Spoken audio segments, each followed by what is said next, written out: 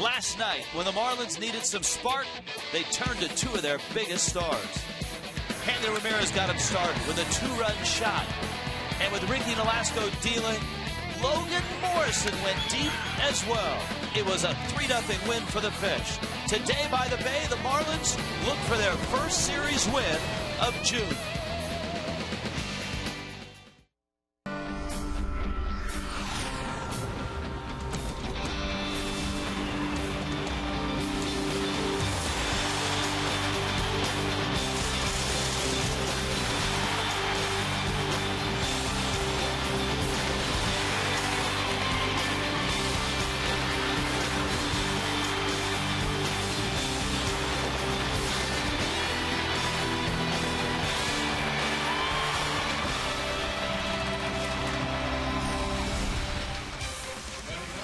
The Marlins are pretty darn happy that this is the last day in the month of June. The calendar turns, and the Fish try to win their first series this month.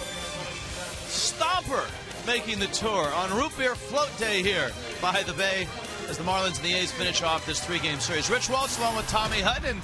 If you're going to look on the bright side, might as well look at a chance to win a series here in Oakland. That's the way you have to approach it. The Marlins haven't had that opportunity since I think the Angels. They had a chance there, but they haven't won a series since you go back to that series in San Francisco. Now, a couple of home runs, nice.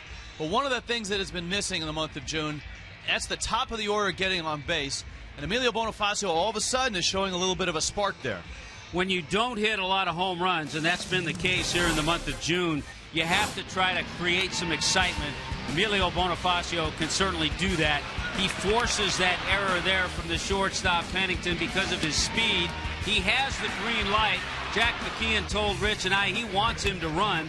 Then later in the game, with this ball in the gap in left center, he gets himself to second base with a double.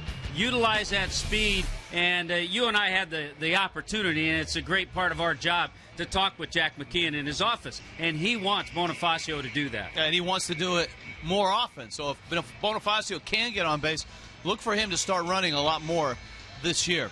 Now, our pitching matchup is a pretty good one here in this ball game, brought to you by Coventry Healthcare of Florida. Chris Volstad has two solid starts behind him, and Trevor Cahill is a terrific starter and a secret weapon, so to speak, for the A's. Well, the last two starts for Volstad, one in Tampa, one in Seattle, 13 2/3 innings. He's given up just 3 earned runs. He's been able to keep the ball down, utilize his height, and get those good sinkers in the strike zone. Speaking of sinkers and balls that move, Trevor Cahill, 23 years old. He was the A's All-Star last year, has a chance to be there this year as well.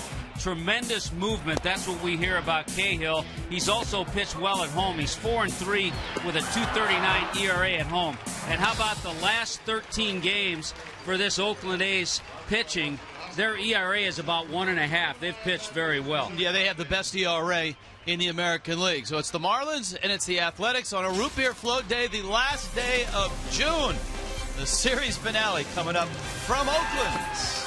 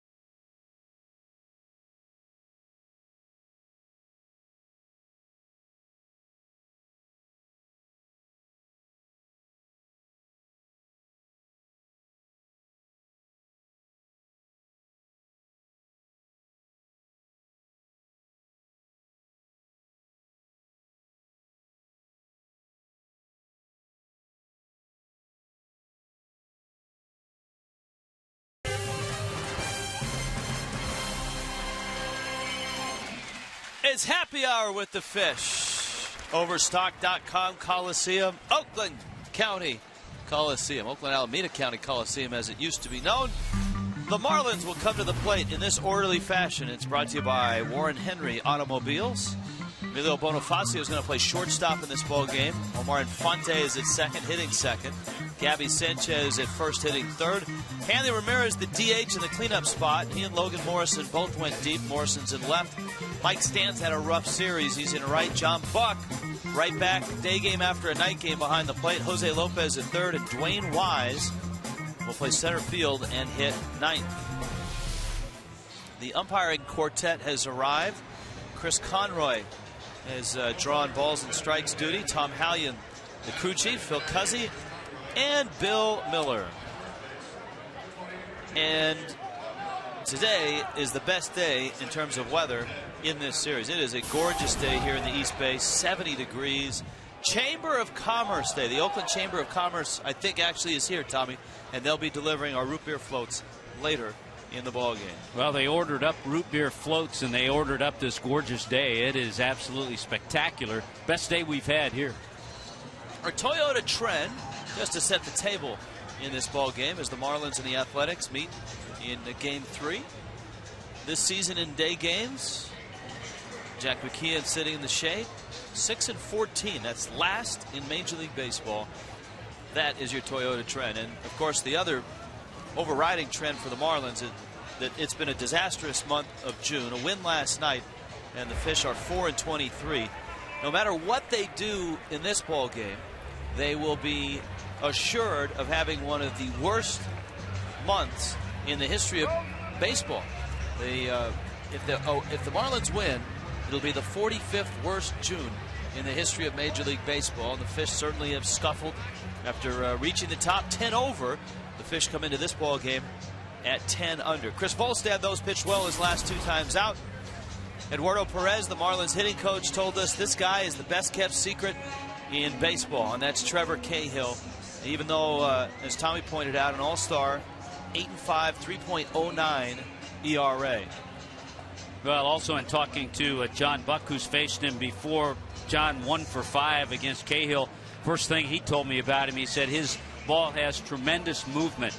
So when he's on, last year an all-star, Cahill an 18-game winner as a 22-year-old last year for the Oakland Athletics. So it could be Cahill, as Rich and I pointed out. It also could be Gio Gonzalez as the A's representative in the All-Star game. We're kind of hoping for the South Florida lefty. There's the defense brought to you by Warren Henry. Matsui plays in left field. He's been DHing in the series. Coco Crisp, De Jesus fill out the outfield. Adam Rosales gets a shot and a start at third base. Pennington and Weeks up the middle. Weeks will be there a little bit more now that Mark Ellis, just before the game, has been traded. Connor Jackson at first. Kurt Suzuki, again, is behind the plate. Ellis traded just before the game for a minor league pitcher to the Colorado Rockies. Bob Melvin, the interim manager, has been observing. Not to mix and match as much as Bob Guerin did. His lineup's been pretty much set. He's put guys in spots and said, go ahead, this is where you're going to be, this is where you're going to play. The A's have responded. They've played pretty well for him. And here we go with Bonifacio taking a fastball from Cahill. And we're underway. Bonifacio, Infante, and Sanchez against this right-hander out of Oceanside, California, down near San Diego. Chopper out towards second. Weeks waits for it. Flips on to first. And Trevor Cahill has out number 1. Yeah, a guy like Cahill, you're always keeping track of the ground ball outs. He's pitched well, too. The last 2 starts, he's 2-0 with an ERA a little over 1. Yeah, the trade that Oakland made about an hour or 2 hours ago, sending Ellis to the Colorado Rockies. The deal includes cash considerations. The A's are going to get Bruce Billings, a right-handed pitcher, and the ever-popular player to be named later. Billings made 1 appearance in the big leagues and 29 appearances in AAA as a reliever. Here's Infante. He's in a tough series, but so have a lot of the Marlin hitters. Infante 0 for 6 in the series. Marlins don't have a lot of hits and a lot of runs Last night, 3 runs, 5 hits, and of course, the Marlins limited by the efforts of Gio Gonzalez and Andrew Bailey to just 1 hit on that opener on Tuesday night.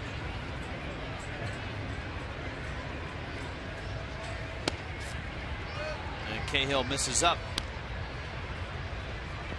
Second round 2006, right out of high school.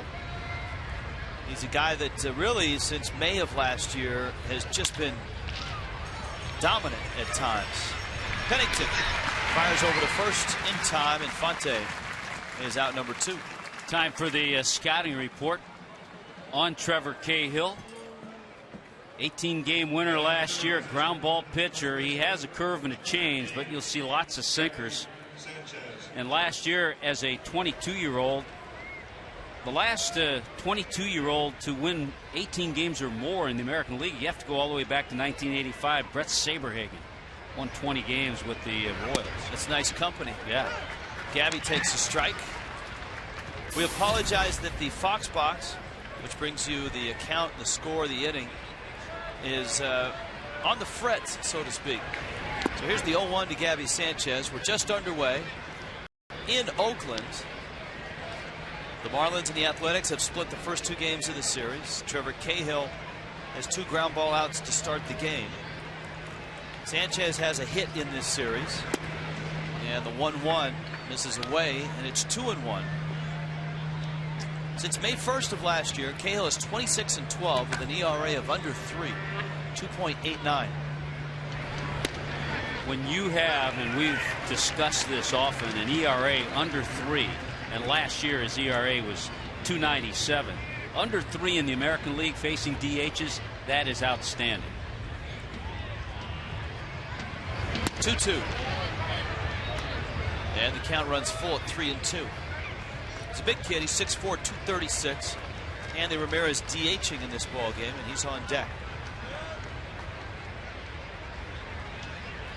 Cahill's 3-2 pitch. Gabby goes after a pitch down low and chops it out towards second base. And that's what Trevor Cahill does, feeds his infield ground balls.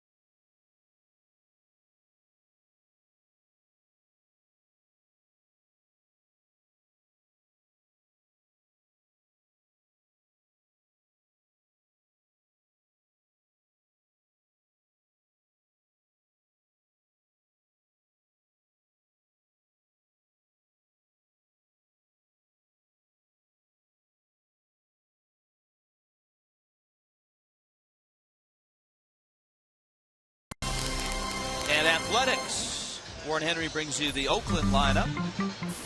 Miami product Jamal Weeks leading it off. Cliff Pennington's in short. Coco Crisp is in center. Hideki Matsui in left. Chris Carter, big power hitter, gets a start at the DH spot. Connor Jackson at first. David DeJesus in right. Kurt Suzuki hits 8th. And Adam Rosales gets the start at third base.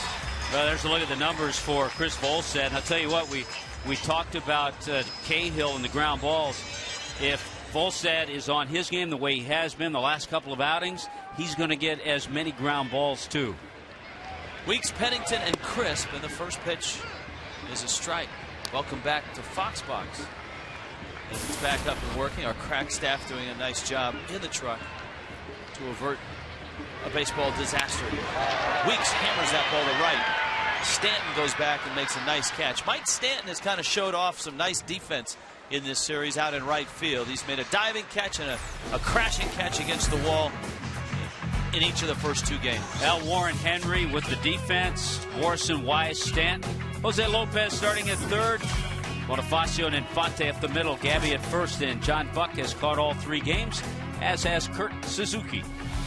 As much as the Marlins have struggled to score runs in the month of June, the Athletics have struggled to score runs all year long. It's a team that is built around its pitching staff. Pennington stands in. He's 1 for 8 in this series. And he's one of the Oakland hitters that has scuffled. His single in the first inning last night snapped an 0 for 23. He ended up going 1 for 4 in the ball game. Pennington takes outside from Volstad. Chris falls behind in the count 3-0.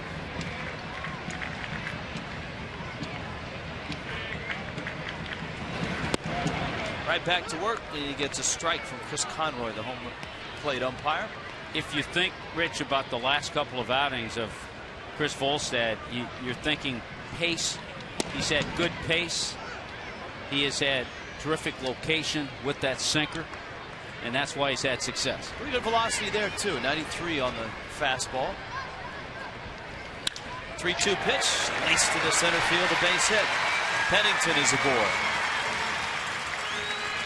And you know, a lot of these Oakland A's hitters are getting a little extra scouting report from Josh Willingham.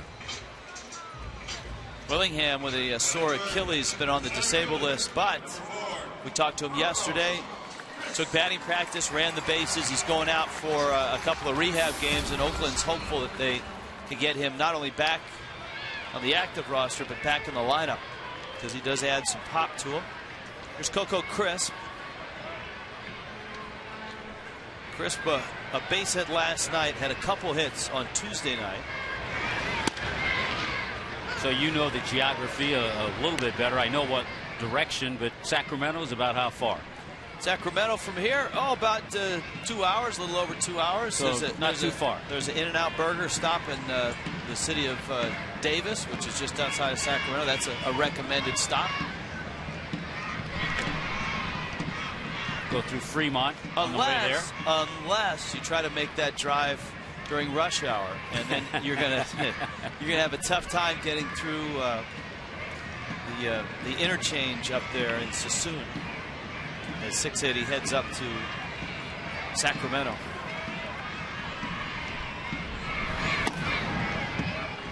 Crisp takes down low. Volstad trying to back up those last 2 starts. Good in St. Pete against the Rays.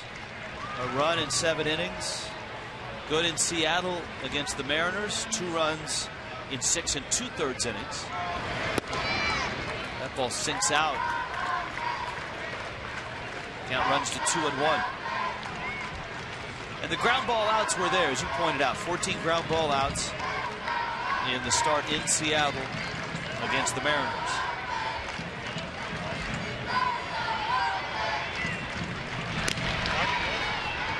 Coco Crisp doing a much better job hitting at home, hitting over 300 at home. And since he's been inserted in the 3 spot, he's responded pretty well too. Last 9 games as the number 3 hitter, he's hit over 320. Pennington away from first, and Crisp fouls it back. It's an Oakland team that has run a little bit in this series. Crisp has a stolen base. Pennington has 6 stolen bases this year, but he's been caught 6 times. Count 2-2. Volstad in his first few years in the big leagues had trouble holding runners on. And I think both pitchers in this ball game are guys that you can run against. Cahill's not real fast to the plate. Neither is Volstad. Runner bluffs. Volstad misses, and it's 3-2. Did not miss by much. That was a pretty good pitch, and I'm sure 3-2, and it was off the plate. Sure, 3-2 with 1 down. Good chance that Pennington will be on the move. Let's see if he runs. Volstad to the plate, runner goes. Bouncer right back to Chris. Got the out there. Nice turn by Bonifacio. Terrific play. It shows you the type of athlete that Volstad is. On the comebacker, made a perfect feed to Bonifacio, and the double play ends a scoreless first.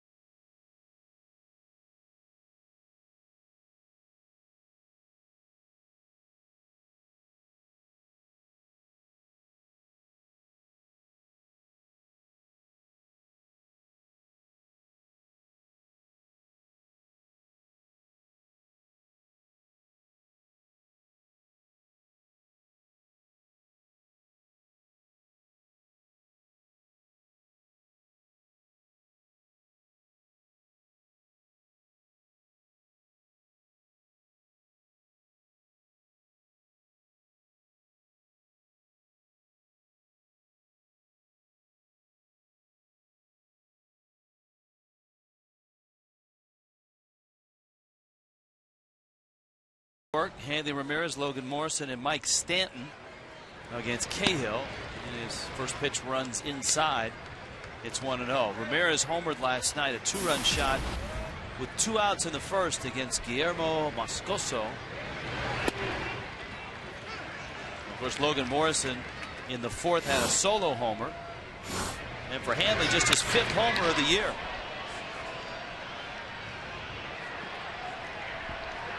Got that breaking ball, little hanger out over the plate. With a guy like Cahill on the mound, if you can plant this in your head, and it's always easier said than done, when you see a pitch up in the zone, you got to try to react to it, because that's a mistake. That's either a hanging breaking ball or a sinker that didn't sink. And if he throws you that sinker that starts about knee high or below, you've got to tell yourself to lay off of it, because it's going to dive out of the zone. Hanley got a letter high strike there, and the count evens at 2-2. Shoots that one fair down the right field line. It bangs around down by the Marlins bullpen, and Hanley's got himself a double. Good to see Hanley homering to center and then driving a ball to right field here for a double.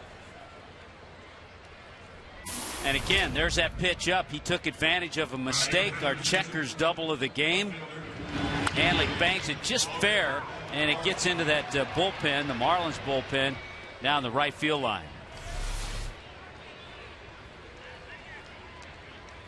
So a runner in scoring position. Now you've got Logan Morrison, Mike Stanton, and John Buck all lined up.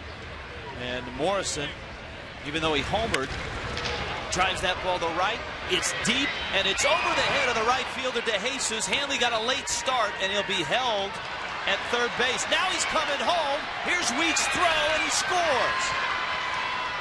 And the Marlins are on the board. Kind of a stop-start from Joe Espada, the third base coach. And the Marlins do it the hard way. Hanley going from second to third, and then third home. 2 balls hit extremely hard and 2 pitches up, so 2 hitters have taken advantage of mistakes. Just over the head of DeJesus. Hanley had to make sure of that. Hanley watches, goes back to tag up, but now he sees it's over his head. A little stutter step.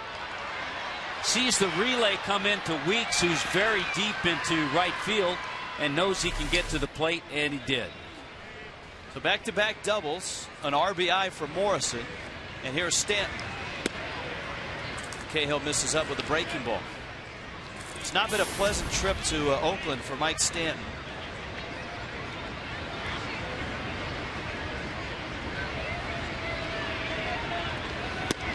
And a fastball from Cahill misses outside. Stanton is 0 for 7 with 5 strikeouts. They're going to give an error to David DeJesus and say that the run scored on a DeJesus error and no RBI for Logan Morrison. Regardless, the Marlins just happy to have a run and with a chance now to add to it. It's 3-0. Again, we apologize for our Fox box, which is in and out of the ball game. Here's a 3-0 pitch for Mike Stanton, and it's outside. Stanton is aboard. First and second now with nobody out against one of the better starters in the American League, Trevor Cahill. Marlins have a Super Saturday brought to you by Baker Concrete coming up on the 9th. It's a post-game show for the entire family. Cirque Dreams presented by Doctors Hospital, the Marlins and the Astros at 7:10. And then afterwards, the incredible post-game production of Cirque Dreams, 1-877 Marlins. Tommy Hutton will be making his debut on the acrobatic rings. I think I had some Cirque Dreams up in Napa the other day. So a double, and a walk, and here's Buck. This is one of those innings that during this month we've seen fizzle. And in order for the Marlins to turn it around, it's a kind of situation you'd like to end up with more than one run in this inning. A couple of men on, nobody out. In talking to Eduardo Perez today, not only about the Marlin hitters, but also about Cahill, first thing he told us was one of the best kept secrets in baseball and one of his top 3 nastiest guys to face. The other thing he said, if you're going to get to him early, because he can settle into a ball game and put up scoreless inning after scoreless inning. So here's the opportunity for the Marlins in the second.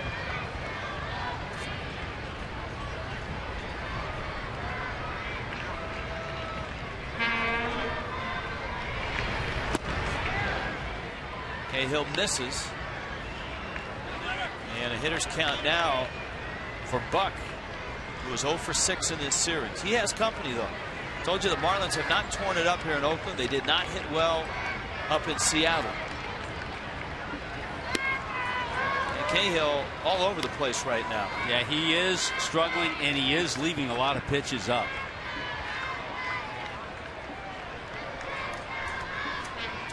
Jose Lopez is on deck. Boy, here's that 3-1 count. You want to look for a pitch up.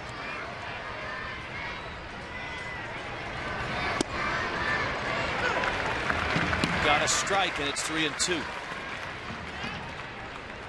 Pretty sure you're going to see another two-seamer, another sinker. 5 times in this series, Buck has hit a fly ball out to his best buddy in right field, David DeJesus. 3-2 coming. He struck him out. It's a big out for Cahill to get. There's another situation too, Rich, that we talked to Jack about as you watch this strikeout. Given other ingredients, if you had a little bit more speed on the bases, and if you had someone who wasn't susceptible to the strikeout, you might have sent the runners. But because of that situation, Jack held the runners, and you saw what happened. John Buck struck out. Now it's Lopez, and you've got Dwayne Wise behind him. Morrison still at second, Stanton still at first. By the way, I wanted to get back to one thing you said about Eduardo Perez. I think it's another little thing he brings. Yes, he brings experience having played in the major leagues, but he brings the knowledge of what he did the last few years as an analyst on Baseball Tonight, analyzing pitchers all around baseball, both leagues. And talking to some people that worked on that show, they said that Perez, out of all the analysts on that show, spent more time in the video room, more time analyzing hitters, more time analyzing pitchers.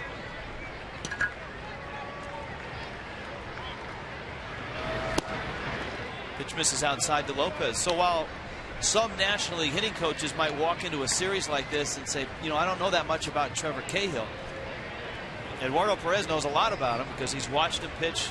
He's watched the video. Here's the 1-1. A letter high strike, and it's 1-2. Lopez 0 for 4 in this series. You see the Fox track. So far, Chris Conroy's given that high strike.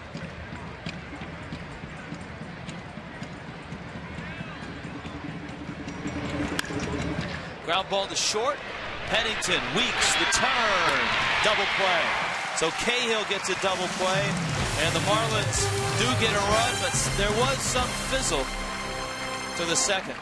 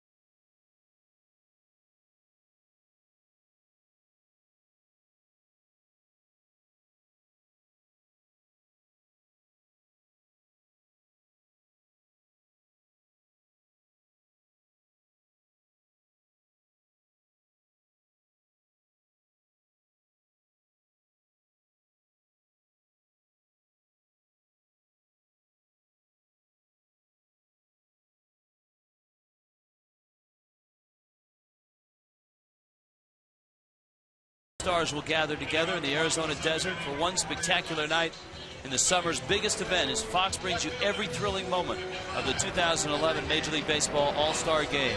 Coverage begins July 12th live from Phoenix, 8 Eastern, 5 Pacific, only on Fox.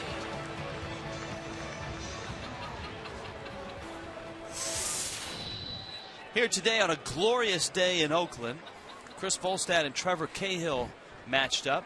Hideki Matsui, Chris Carter, and Connor Jackson for Oakland. Volstad starts Matsui out with a strike.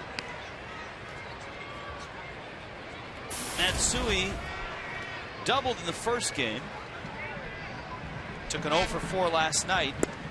Nearly hit one out last night. Takes a vicious hack at a breaking ball. His double came in his first AB of the series. Of course, as we've told you the last 2 nights, he's sitting on a historic number, looking for career home run number 500 with his Japanese League totals and Major League Baseball totals combined.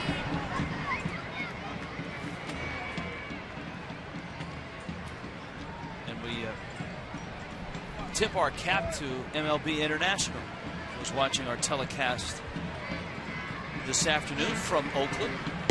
Matsui takes away. Rich Waltz along with Tommy Hutton and Frank Fort, our entire Fox Sports Florida crew, here today watching the Florida Marlins and the Oakland Athletics.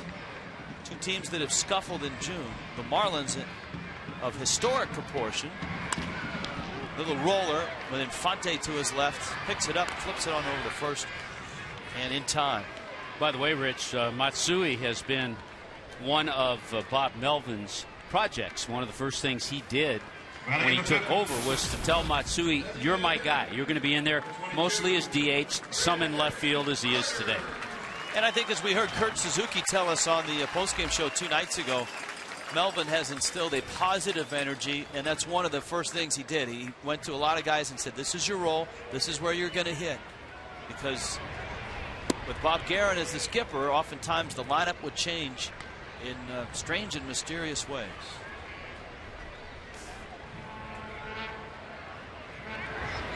Carter goes after a pitch, hits it off the end of the bat, and dumps it into right field. A base hit. I think A's fans have been waiting and hoping that Chris Carter would get some ABs. He's a guy that has provided power in the minor leagues, and injured this year a bit, back in the big leagues, and now at first base with a single.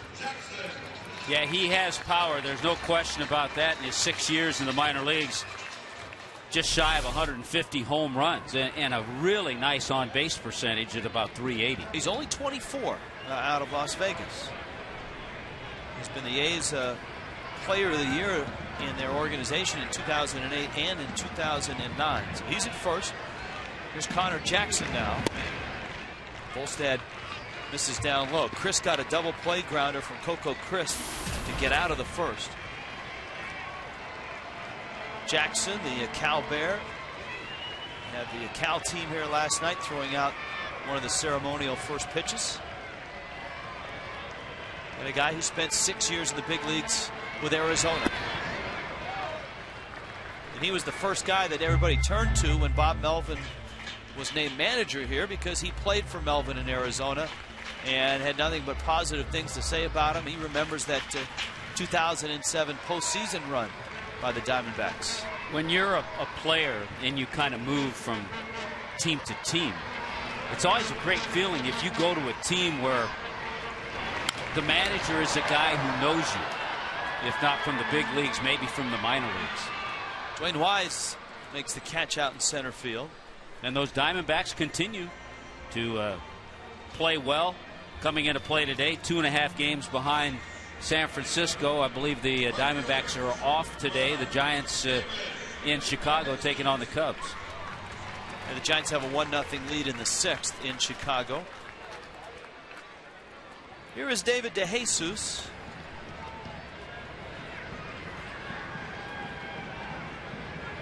DeJesus, of course, a longtime Kansas City Royal.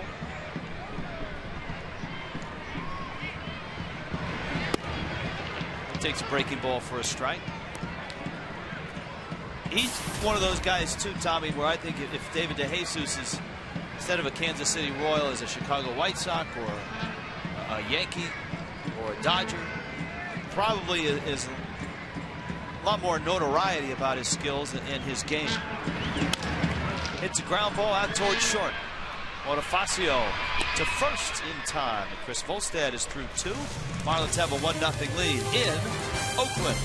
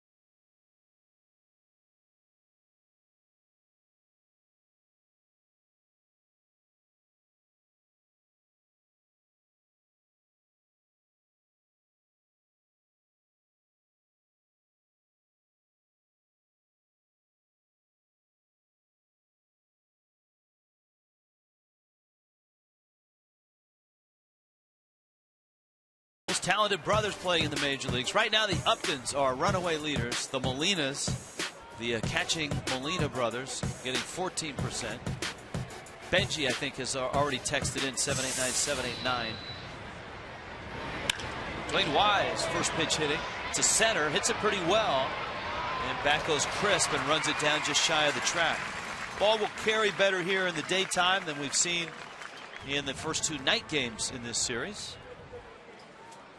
Emilio Bonifacio and Omar Infante coming up. The Oakland Alameda County Coliseum, as it was long time known, home of the Raiders and the Oakland Athletics in their glory years. Then when the Raiders moved south to Los Angeles, the county and the city built that enormous structure in center field to lure Al Davis back to Oakland. With apologies to Tower of Power on that.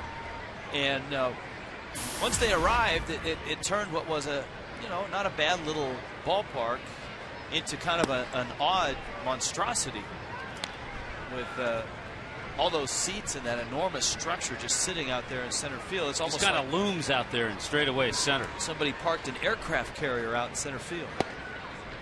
And the A's desires to get a new ballpark have been well documented. The blue ribbon panel of Major League Baseball, moving at a snail's pace for 2 years, has looked at San Jose, and all signs point that the city of San Jose, the county down there, wants them there. But the Giants claim that that's their territory. 3-1 pitch is a strike to Bonifacio.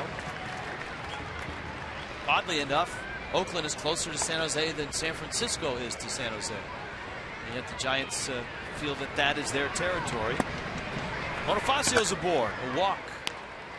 And so the Athletics play in this facility and hope that in the near future, Major League Baseball will rule on that and let them go to San Jose. Let them build the stadium there, because the city of Oakland and this area is in no financial shape to build a ballpark, a new ballpark, or help build a new ballpark.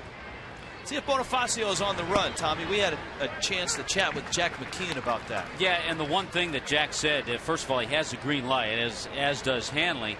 But he was not concerned at who the hitter was. He just wanted Bonifacio to be aggressive and steal some bases. Cahill has given up 18 stolen bases this year, and Infante takes inside. Jack was so frustrated yesterday with Bonifacio, since he has the green light and he wasn't running, that he stood up and he said he gave the steal sign and said, "Go, run, let's go." Jack's version of the steal sign, yelling "go." He stole 2 bases yesterday. By the way, getting back to the ballpark issue, San Jose much more viable than a Fremont, California, or Sacramento. Yes, well, you've got an enormous financial engine down there, the Silicon Valley, all the high-tech stuff. High chopper with the runner going, and it's down the line, and Bonifacio is off to the races. To third he goes, takes a big turn, and he'll stop there. So the Marlins put it in motion, and Infante got one over the head of Adam Rosales. And the Marlins are set up at the corners with 1 out, and here comes Gabby Sanchez. Well, you're going to throw that sinker, you're going to bang it on the ground and chop it just over the head of Rosales. And with Bonifacio on the move, well, he wasn't really stealing. He just got a good jump off the bag, but able to get to third base so easily. And now the Marlins are set up pretty well with 1 down.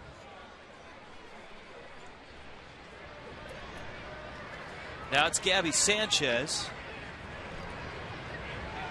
He bounced out back in the first, and obviously Cahill's looking for another ground ball. And Gabby goes after a pitch out of the zone. That's been the biggest concern for Jack McKeon and Eduardo Perez, for the Marlin hitters, especially young hitters and older hitters, guys like John Buck, Mike Stanton, Logan Morrison, even Gabby, and that is swinging at pitches out of the zone. It sounds simple, and it always does. And it sounds like, at the major league level, that should be a given. But especially when a club struggles, guys take it upon themselves to try to do more than they can. And the Gio Gonzalez game, Gio had terrific stuff, but the Marlins continually were swinging at that nasty breaking ball in the dirt.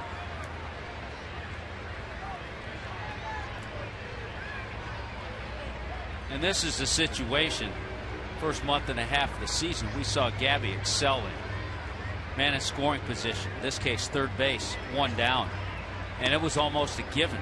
Lately, especially this month, he has struggled.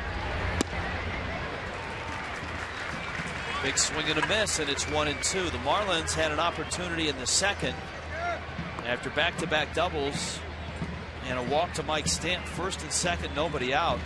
But John Buck struck out. And then Jose Lopez bounced into a double play. Here at the corners with one out. Here's the 1-2 pitch. And it's outside. Good job there to take a tough slider, tough pitch. 1-0, Marlins on top here in the third. Runners at the corners. 2-2 pitch. It's away, and it's 3-2. Let's see if Infante is on the move. 3-2, 1 out. Hanley's on deck. I say yes, because you put a little pressure on Gabby to make contact, and you hopefully try to stay out of a double play. Cahill ready, 3-2, runner goes, and it's taken for a ball four. Here comes Bonifacio, and he is out at the plate.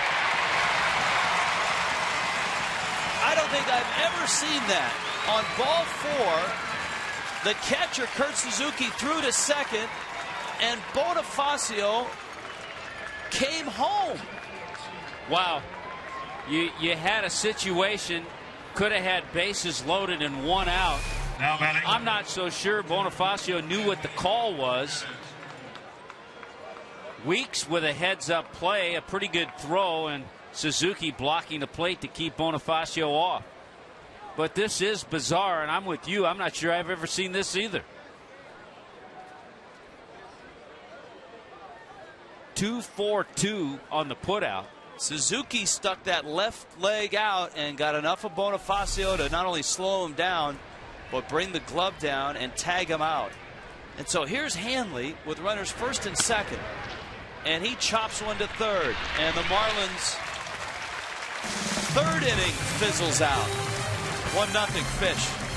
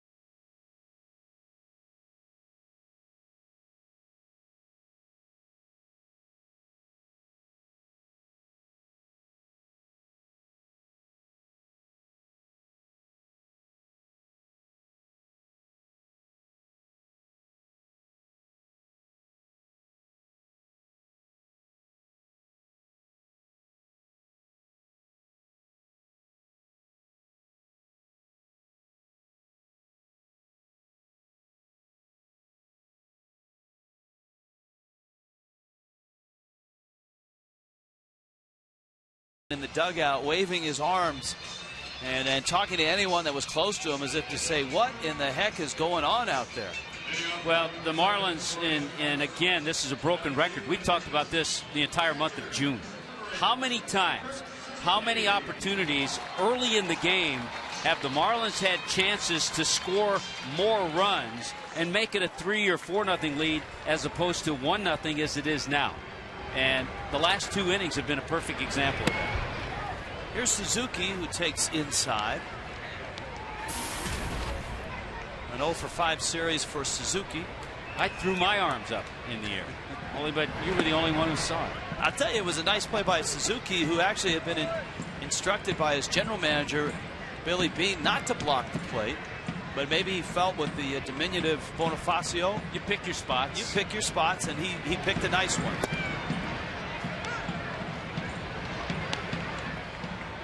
Suzuki, Adam Rosales, and Jamiel Weeks. You know how you and I have talked about interleague play, how it gives us an opportunity for 3 games at least to see certain players that we don't get to see that much. And I've grown a nice appreciation for Kurt Suzuki, what he does behind the plate. He lines that one into center field. He's not having a great offensive year.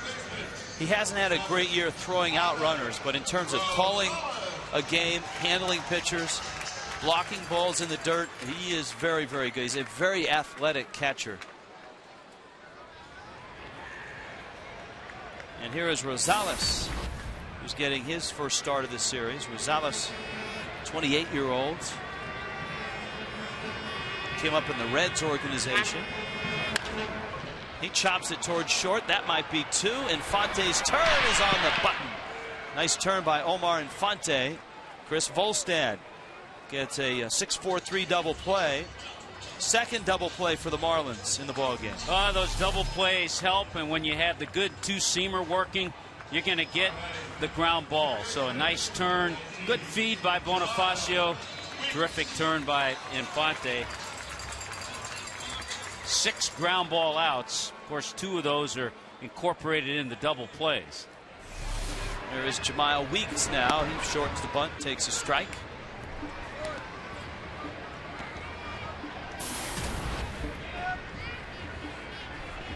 Weeks lined out to right back in the first. And of course, Weeks' arrival pushed Mark Ellis out of the everyday second base job. Ellis, the former Gator, a terrific defensive second baseman. And earlier today, the Athletics traded him to the Colorado Rockies. Little looper, that's trouble. Morrison coming over to cut it off. Weeks around first, headed to second, and he is in there with a double. Third hit of the series for the former Miami Hurricane, and his second double of the series. A bloop double that time, but remember, he lined out to right field his first time up. So this time doesn't hit it as hard, and with his speed, even though Morrison makes a fine play, Weeks gets himself the 2-base hit. And so now the Athletics have an opportunity, albeit with 2 outs here in the bottom of the third. And here is Pennington, the former Texas A&M Aggie. Switch hitting shortstop, first round pick of the A's back in 2005. And he takes down low. Pennington has struggled offensively. Almost the entire Oakland team, top to bottom, has had a real struggle with the bats this year. The A's have outstanding pitching. Their ERA is the best in the American League. But they have trouble scoring runs, and they have trouble playing catch. The A's, and it's quite odd to say this because Oakland generally is a pretty good defensive team. They've made more errors than anybody in the American League, 63 of them. Volstad gets a comebacker. Chris is going to escort it over to first and flip it underhand to Gabby Sanchez.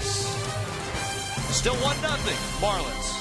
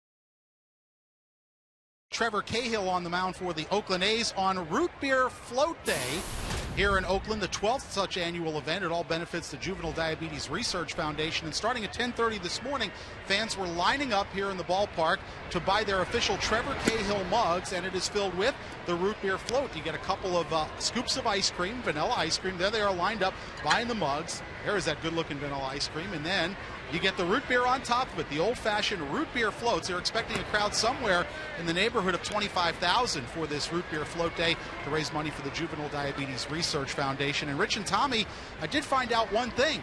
They have an alternative to the root beer. If you're not into root beer, you can get the float with orange soda. So a couple of choices there if you were interested. And I know you had yours last night. I brought some down to the truck for the guys, and we all enjoyed it today on Root Beer Float Day here in Oakland. I'm a traditionalist, Frank. I would go with the root beer. I am too. Yeah, me too. I went with the root beer, but I'm just saying, for those people who may not be have the flavor of root beer that's high on their list, they do have the alternative with the orange soda. All right. Nicely done. And a great cause. And yes, Tommy and I did put some money in the pot as it was passed around in the press box. A liner by Logan Morrison, and it's just foul. And we contributed to the fund. Logan Morrison's hit the ball hard a couple times today. That one there and the double over the head of David DeJesus in the second. Remember, he hit a rocket of a home run in last night's game to right field, up on the steps, way up on the steps in right field. So the 3-2 from Cahill. Lomo hits that one hard. He's starting to get dialed in, it looks like. Yeah, better swings. So Cahill gets it out here in the fourth. Let's flip the phone, do some AT&T trivia here. Most Oakland Athletic wins. Vita Blue, Catfish Hunter, Dave Stewart. I'm going Catfish Hunter. Boy, Stu had those, 2 or 3 20-win seasons in a row. He was one of the first guys that Dave Duncan really turned around. But I don't think was here long enough Stewart. to pick as the winner there. Hunter was here from the very start when the A's arrived in '68 until he became a Yankee. I believe, want to say 75 or 76. Vita Blue, always a popular choice up here in the booth. Yes. 2008, we were here on Vita Blue Jersey Day. He came on the show. There's Mike Stanton. He's walked in his only AB. I think he may have been out serving root beer floats, we heard too, today. Yeah, because today not only A's players but A's legends were out there.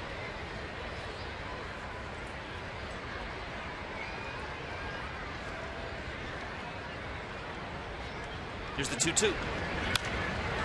How about that? If you're an A's fan and you're out there for a good cause, juvenile diabetes, and all of a sudden you look up and there's Vita Blue dropping in a couple of scoops of ice cream in your float. And they would go in fast because he threw the blue blazer, that fastball that made him so spectacular in the early 70s. That is strike 3 call. That's a gorgeous pitch. Cahill brought that over back across the plate, and Stanton has punched out 6 times in this series. 0 for 8 in the series with 6 strikeouts. That ball moved back, just caught the corner, and you're right. Home plate umpire Chris Conroy has had that high strike all afternoon. And he's been very consistent with it. Here's Buck now. I guess there's 2 ways to look at this ball game right now. One, the Marlins should have more than 1 run. On the other side, Trevor Cahill, though he's gotten himself into trouble, has made some pretty good pitches to get out of trouble. The strikeout of Buck was a key out in the second. Well, the one advantage the Marlins are making in pitch. He's up to 64 pitches now here in the 4th inning.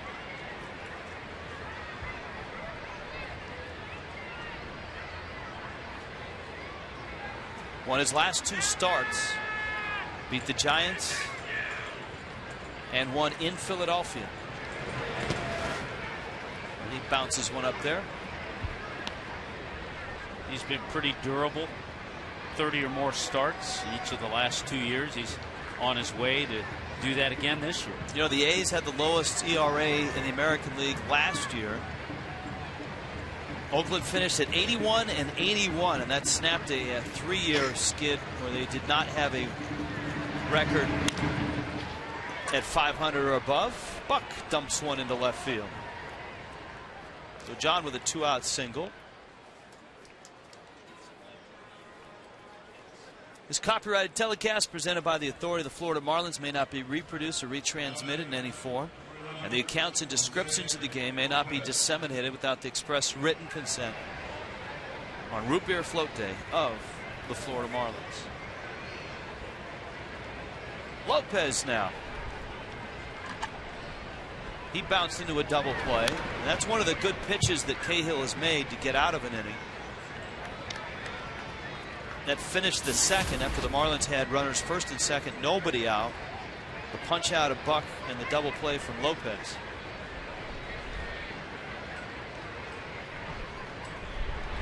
The Marlins contributed to their own demise in the third inning. Runners at the corners, and Gabby Sanchez walking on a 3-2 pitch. The runner was running, and Kurt Suzuki actually threw down to second. Even though it was ball 4, Jamal Weeks, the second baseman, made the catch in front of the bag at second, and Emilio Bonifacio bolted from third and was thrown out pretty easily at the plate. 2-1 pitch. Lopez pounds it on the ground. Rosales looked at second, airmails the throw to first. And I think maybe that little glance at second did him in. E5. Oakland has committed their second error of the ballgame, their 65th. Oh, you talked about it, the most errors in the American League. A little hesitation. The Marlins, on the other hand, have committed 45, just to give you an example. So Rosales getting the start today. He hasn't started the last 2 games. We've seen Sizemore over there. Good play by the first baseman, Connor, because with all that foul territory over there, an errant throw can roll for days. So for the Marlins, this is the 3rd consecutive inning where they've had multiple base runners on, and they have just 1 run to show for it. Wise flied to center, to deep center in the 3rd. He shoots one wide of 3rd. Talking to Jack McKeon about Wise, and he said, you know, defensively, he's an outstanding center fielder, and McKeon has felt that on this road trip, he has saved the Marlins 2 or 3 runs just by running down balls that other center fielders might not get. Unfortunately, he's 0 for 8 with 5 strikeouts in this series. And that's the balance that, kind of a give and take. As a manager or a general manager, you're always trying to figure out, is the guy's defense, if he doesn't hit, is it worth the imbalance there? Or if a guy is a great hitter, does he have defensive deficiency? Is it worth putting him out there? Cahill finishes him off. And Wise now 0 for 9, 6 strikeouts. And the Marlins leave 2 more in the 4th. Hey, order one up for Tommy, will you?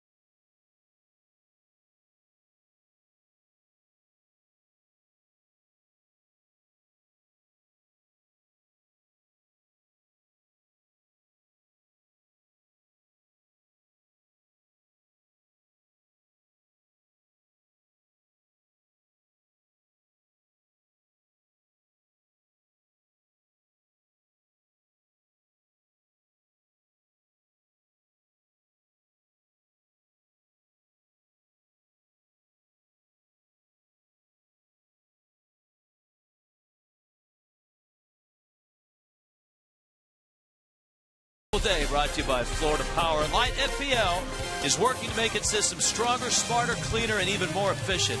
Visit FPLConnect.com to learn more. And by Coventry Healthcare of Florida, lighting the way to better health. Oakland. A gorgeous look here in the San Francisco Bay Area. You've got the two great bridges, the Bay Bridge, the Golden Gate Bridge. Over on the East Bay side sits the Oakland Alameda County Coliseum. And a good crowd here today. And a good effort so far from the Marlins starter, Chris Volstad. Coco Crisp runs up the bunt and takes that pitch away. Crisp, Hideki Matsui, and the powerful DH Chris Carter up here in the bottom of the fourth. Marlins headed to Texas after the ball game. Volstad, another ground ball out. Chris gets the first out of the fourth. All right, the AT&T trivia answer. I'll go with Vita Blue. You're going to go with Catfish? I'm going with Catfish Hunter. All right. 131 through a perfect game here. Vita Blue, of course, burst on the scene in the early 70s. They were both key parts of the 72, 73, 74 World Championship teams. Of course, Dave Stewart was part of that run that Tony La Russa had here. A little later on, yeah. Getting to 3 consecutive World Series, winning one of them. Here's Matsui. If you have a chance to watch, and there's the Japanese media wanting to make sure they capture number 500. Could you imagine being one of those guys and or gals following him around for weeks and months and all that, and you miss number 500? You know, you're changing your disc, your flash card. Yeah, maybe you had to go to the bathroom and just miss one AB or one pitch. Right, or someone stands up in front of you. And so he hits number 500. You get a call from back home. Hey, how was the shot? And you've got, of course, we saw this in Seattle with every Ichiro at bat. The Athletics, with their signage behind home plate, know that there's a large audience watching this one in Japan, and they're seeing a lot of ground ball outs from Chris Volstad. Boy, they sure are. And a Godzilla fan right there. Even the Matsui Land sign has a little bit of an issue there. Yeah, well, it's a quick turnaround with the night game and then the 12:35 start out here.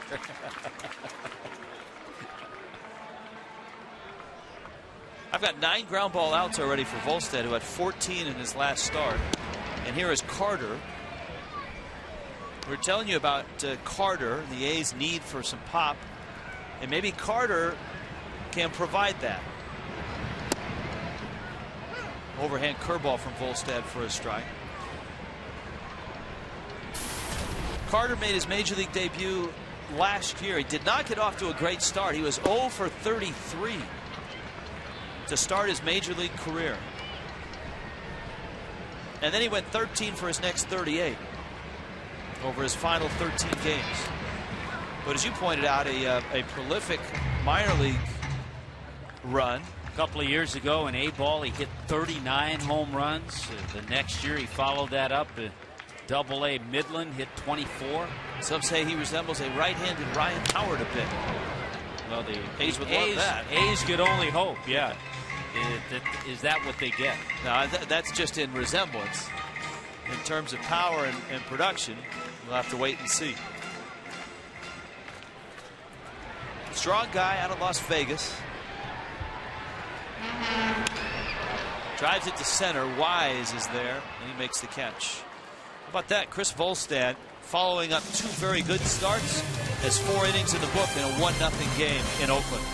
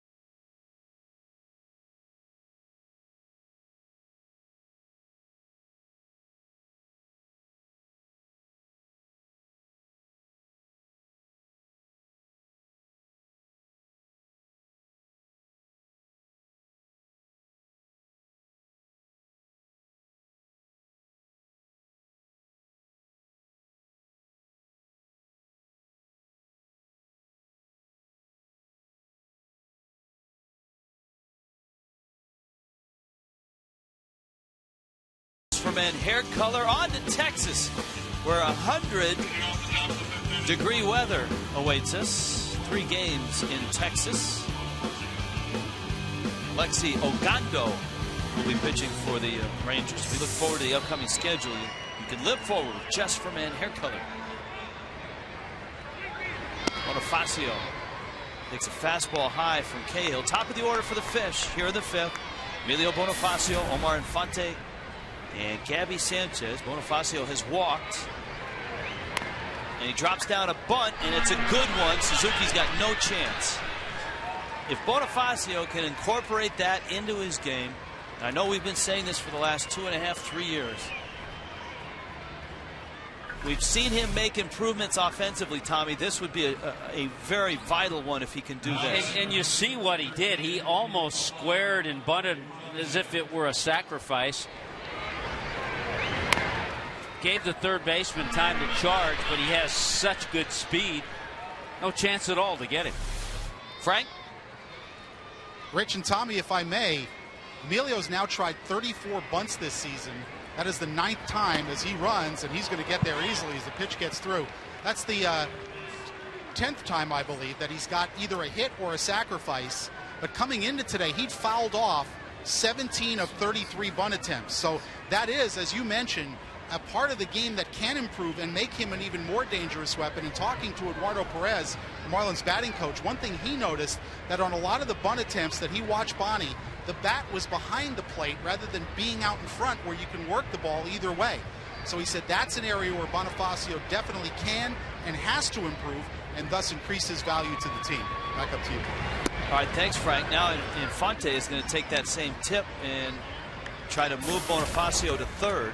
And again, putting pressure on the A's with the stolen base, setting up this situation. And I'm sure Jack McKeon, as soon as he got to first, yelled out there again, run, like he did last night. Yeah, don't waste any time. Yeah, but don't run into any outs at home plate on ball 4 like you did earlier in the game. You do that again here, you can just run up the runway and go back in the clubhouse. Infante singled in the 3rd. That set up the 1st and 3rd in 1-out situation that led to that bizarre play in the 3rd. There's the bunt, not a good one, and Cahill, with the speed of Bonifacio, doesn't even think about throwing to 3rd. And so the sacrifice is complete. Here comes Gabby Sanchez. And a reminder that Marlin fans, just present your Miccosukee Ultimate Reward Players Club card at the stadium box office starting 2 hours prior to any Marlins home game.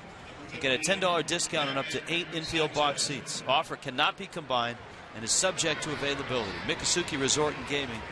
Get in the game. Infield is in. And Gabby Sanchez trying to drive in this run from 3rd. Cahill picks the outside corner.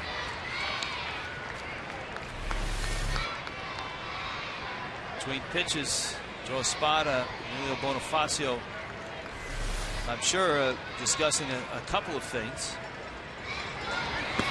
Ball squirts away, but not far enough. Suzuki just got a piece of it. And anytime, Tommy, if you're a runner at 3rd and the ball gets to the right of the catcher, oftentimes you lose sight of the ball. Yeah, up from where we're looking, our angle, you could see that, hey, maybe he had a chance. It's a whole different angle down at 3rd base. Is he running on contact here? Yes. There's the contact, and it's a liner right to Weeks. On contact on the ground. Boy, that's just bad luck there for Gabby Sanchez, who had a good stroke, took the ball the other way, hit it on the nose. Weeks was right there. Now batting, number 2. 2 Miami guys involved in that play. You know, we didn't see it on camera, but I glanced down to watch it as Gabby trotted towards the dugout. The first guy to greet him was Jack McKeon. McKeon stepped out, put his hand out. Good AB. He knew that was a good approach, a good swing. You can't always get the positive result. You don't know where the ball's going to go. Here is handling. Here's a look at it. We have an outstanding crew here in Oakland. They don't miss a thing.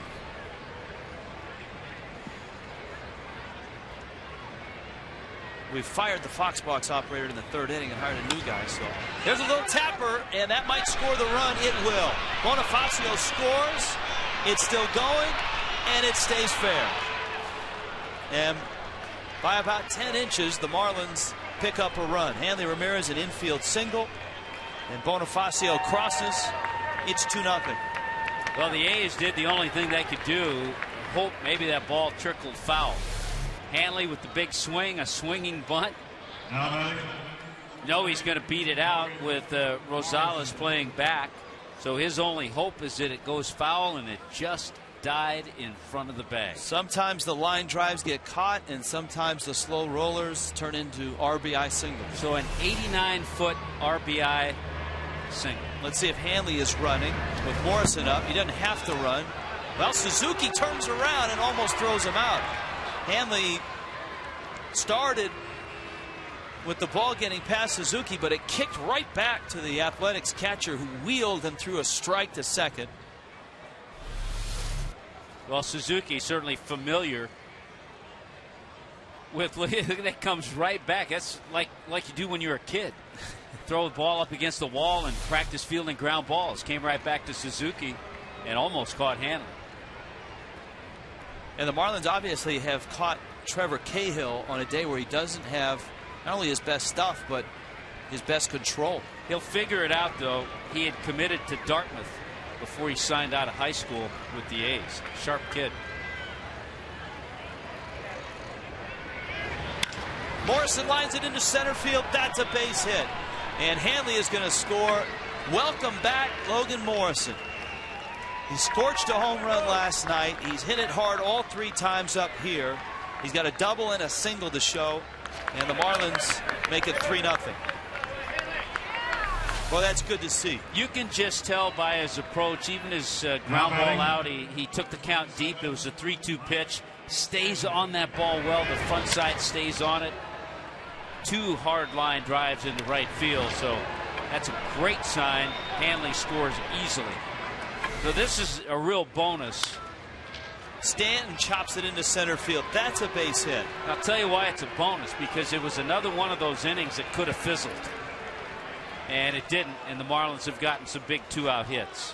That was a theme early in this ball game, and in the month of June, if ever there was a month that had some fizzle to it for the Fish, it was June.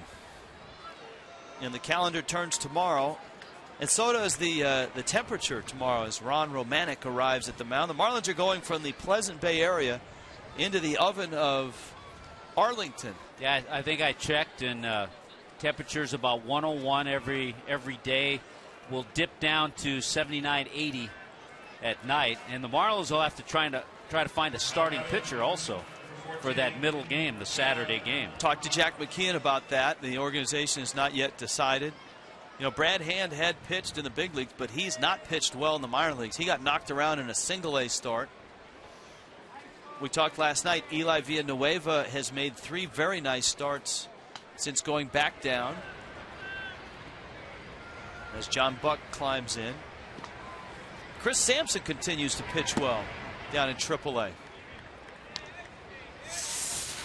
There's Villanueva since going back down to AAA. I think that tells me something about Eli Villanueva, because he got knocked around. He didn't have a good major league debut. Could have taken a different mindset going back to the minor leagues, and he didn't. He's come back with a couple of real nice outings. Tristan Magnuson, who just got called up, is down in the Oakland's bullpen. Cahill came in at 8-5 with an ERA of just over 3. As we told you throughout the series, Oakland's pitching is outstanding. Their ERA is best in the American League. It's one of the things that this organization has done extremely well. You go back to the big 3 that fueled the run. I know Moneyball brought a lot of attention on the on-base percentage and all that, but that big 3 in about 10, 11 years ago really had them rolling. The A's were in the playoffs just about every year. From 2000 through 2006, 5 postseasons for the Athletics. They kind of rebuilt the big three after dealing them away, Aaron and Harden.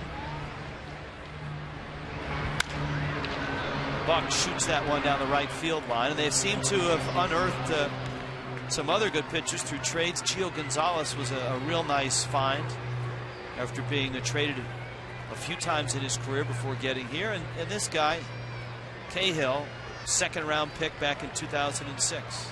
One of those big three still going strong. Tim Hudson. Zito come back from the minor leagues, pitched a good game for the Giants the other night. Mark Mulder now working for ESPN, I believe. Breaking ball, Buck all over it. He drills it to left field. That ball's up against the wall. Charging home is Morrison. Stanton behind him. Here he comes, the throw, and he is safe. He got a piece of Suzuki's glove. Stanton touches the plate, and the Marlins cash in 2 more. John Buck's second hit, and it's now 5-0. Boy, that's a play, too, where Suzuki was vulnerable. If Stanton wanted to, he could have flattened him. Boy, a nice swing and a lot of mistake pitches. That's going to be the last pitch that Cahill makes. Pretty good relay. Morrison scores easily, and there's Suzuki trying to get the ball. The ball gets there at the same time. Anytime that happens, that's tough for a catcher. And Stanton able to come around, knock him loose, and get a little bit of the plate. John Buck delivers a 2-run double, and that's it for Trevor Cahill. 5-0 Fish. Marooney called to the bullpen. When you need a car, truck or van.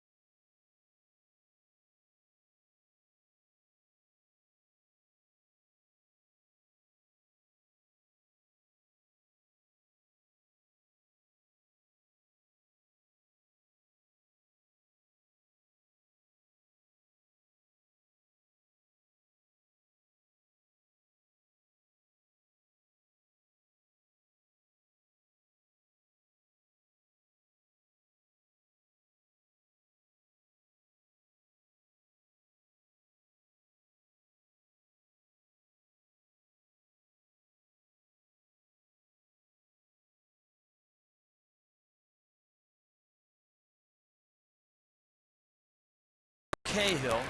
Tristan Magnuson is in. Jose Lopez at the plate. John Buck is at second base. And boy, for the Marlins, this feels like almost no other game in the month of June. 5-0 lead against a good pitching Oakland team. A lot of room here, and Connor Jackson still has plenty to go before he gets to the warning track and he makes the catch. But the Marlins, he bought 4 runs, knocked Cahill for the game. It's 5-0.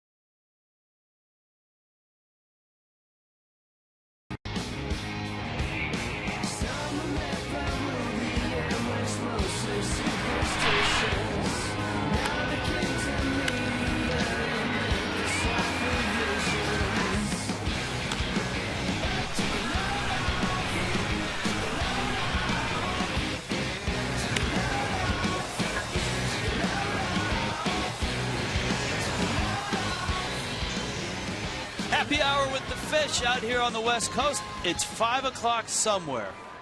Back in Florida, actually. And the Marlins have a 5-0 lead over Oakland in the bottom of the 5th on a root beer float day. Rich Waltz, Tommy Hutton, Frank Fort. John Sulser's our producer. Jim Holly, our director. Ken Lee, our graphics coordinator. And I like to add to that on root beer float day plus on a good hitting day. This is the best the Marlins have swung the bat in a while. Maybe in a month, my friend. Chris Volstad throws a strike to Connor Jackson with David DeJesus and Kurt Suzuki scheduled in the 5th.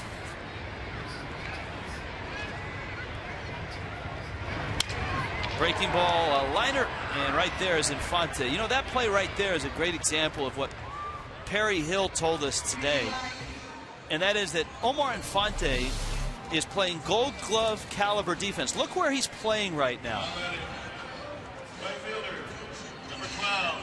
And the thing that Hill said was there are second basemen out there, you know, the Orlando Hudsons, the Brandon Phillips, who show up nightly on the highlight films making diving plays and running all over the place.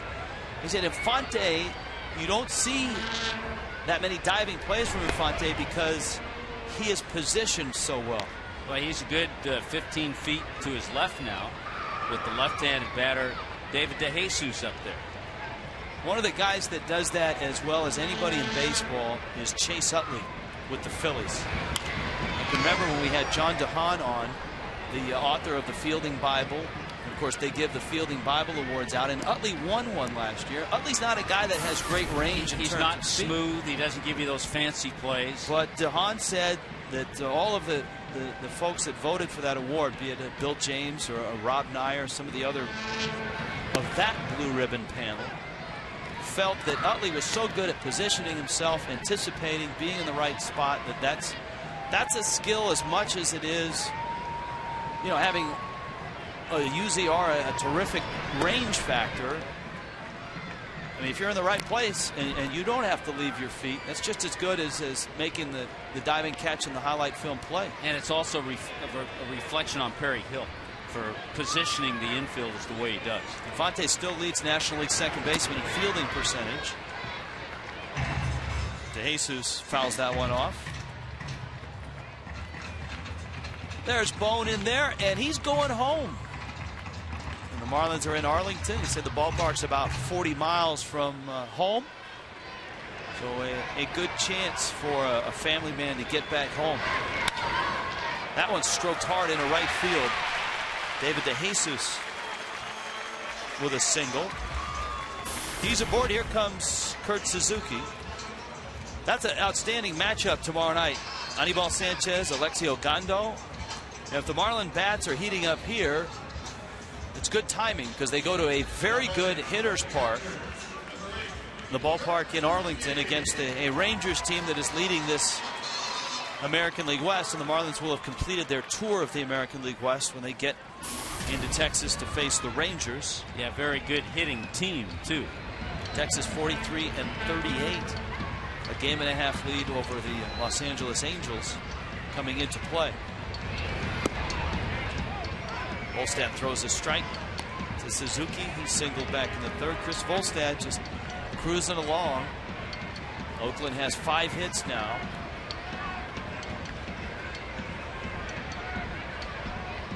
Nine ground ball outs for Chris Volstad. He's rolled 2 double plays, and Chris Conroy felt that was either up or out, or maybe both. Yeah, Rich, Texas 3rd in the league in average, 3rd in runs, 2nd in the American League in hits, 2nd in the American League in home runs. See Fox tracks, that was a pretty good pitch. There's a ground ball. Hanley, or rather Bonifacio, gets the out. Infante there at second. Bonifacio getting the start at short. Hanley's the DH in this ball game. And so a couple outs here in the bottom of the 5th. Stop by any Metro PCS store in Miami, Broward, or Palm Beach before July 10th. Register to win a trip for 2 to see the Marlins play in San Diego, 19th through the 21st. Trip includes airfare, hotel, and tickets to all 3 games. Don't wait. Stop by your local Metro PCS store today. Metro PCS, wireless for all. Here's Rosales. for Oakland, a 5-0 deficit. And the Marlins know how this feels. They've been this way in the month of June. Must feel like an 8 or a 9-run deficit.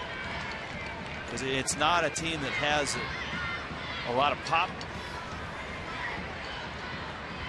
Yeah, the Marlins just want to say, been there, done that to that. Fouled back to the screen. And it's 1-1. Oakland has scored just 9 runs in their last 7 games. They were shut out last night for the 9th time this year. Ricky Nolasco's 2nd career shutout and his 5th career complete game last night.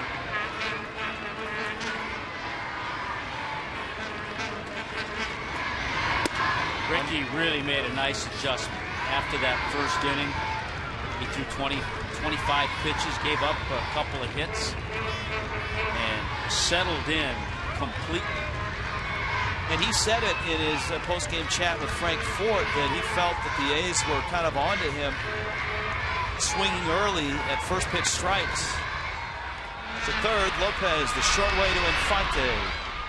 And the inning is over. Volstagg gets another ground ball out. It's 5-0.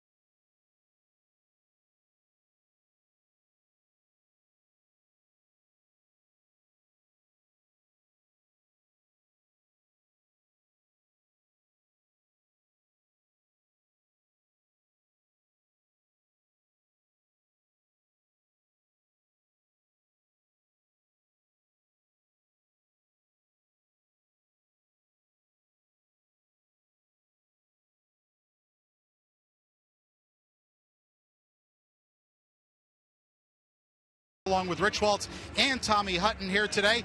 You know, both John Buck and Kurt Suzuki catching in this game, a day game after a night game. But for Suzuki, that's nothing really new. If you go back to the start of the 2008 season, he's caught more innings than anyone in Major League Baseball. As of right now, he's got 4,022 innings in the book over the last 3.5 seasons. Brian McCann and A.J. Przinsky next on that list with over 3,900 apiece. Now, Rich and Tommy, I think we'd all agree Suzuki is a nice catcher, particularly defensively.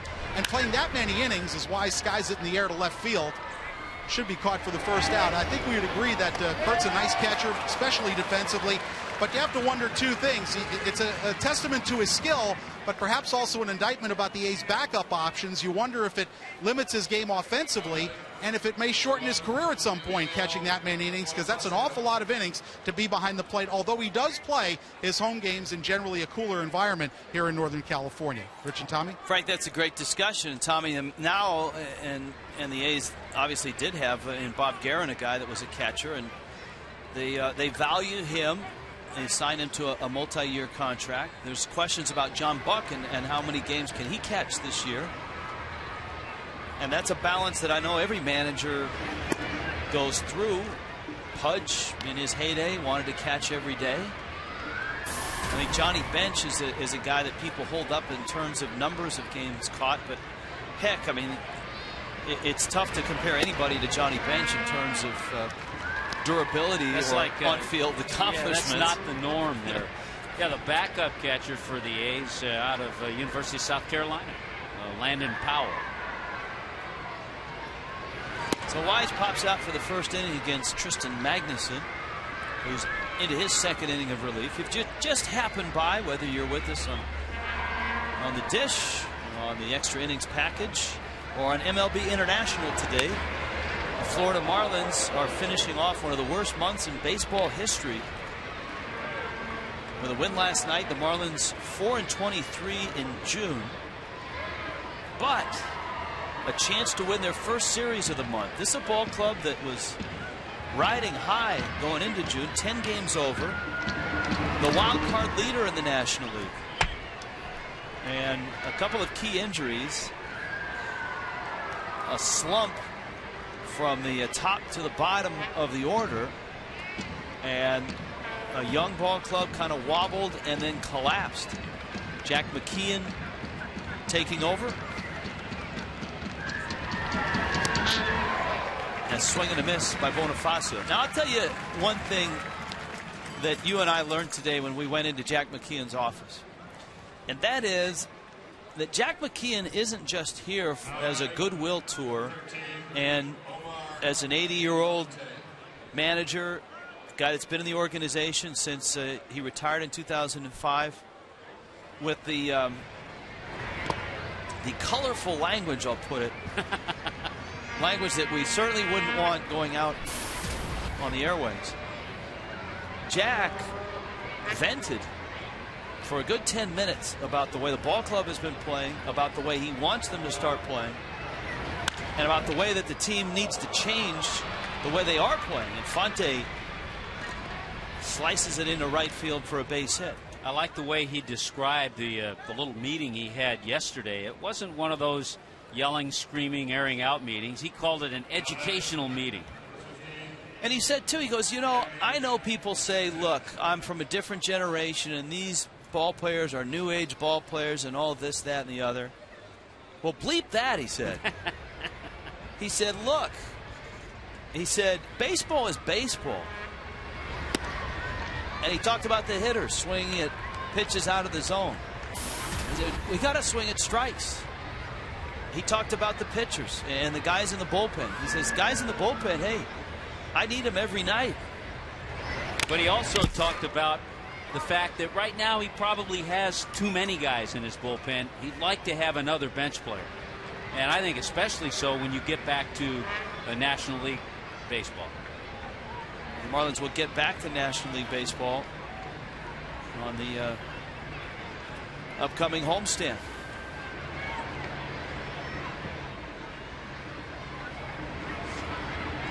Gabby Sanchez 0 for 2. Ball in the dirt. Boy, it's been a tough day for Suzuki. Cahill was wild. And another wild pitch, and Fonte moves up.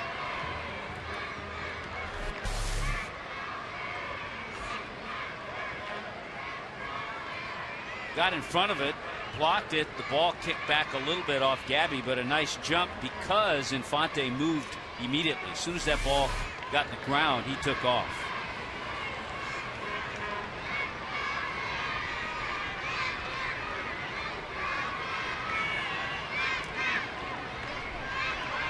Gabby steps out. And it's 2-1. Gabby Sanchez had a red-hot first 2 months of the season. But even he susceptible to this June ailment. And he fouls it back. Jack in particular talked about Gabby, and he knows Gabby, loves Gabby, really likes him as a player. Talked about his April and May. He said in June that he's just gotten away from that approach. He's always been such a good hitter with 2 strikes. I think a lot of it has to do, there's another wild pitch. Wow. A lot of it has to do with the ball club scuffling. Gabby has kind of been the rock and maybe trying to do a little too much.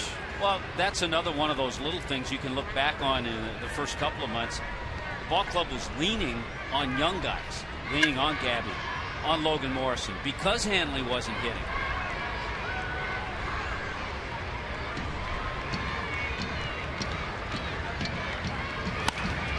Gabby, a ground ball that backs up Jackson at first, and he flips to Magnuson to get the out. Marlins leave a runner. Bottom of the 6th coming up in Oakland. 5-0 Fish.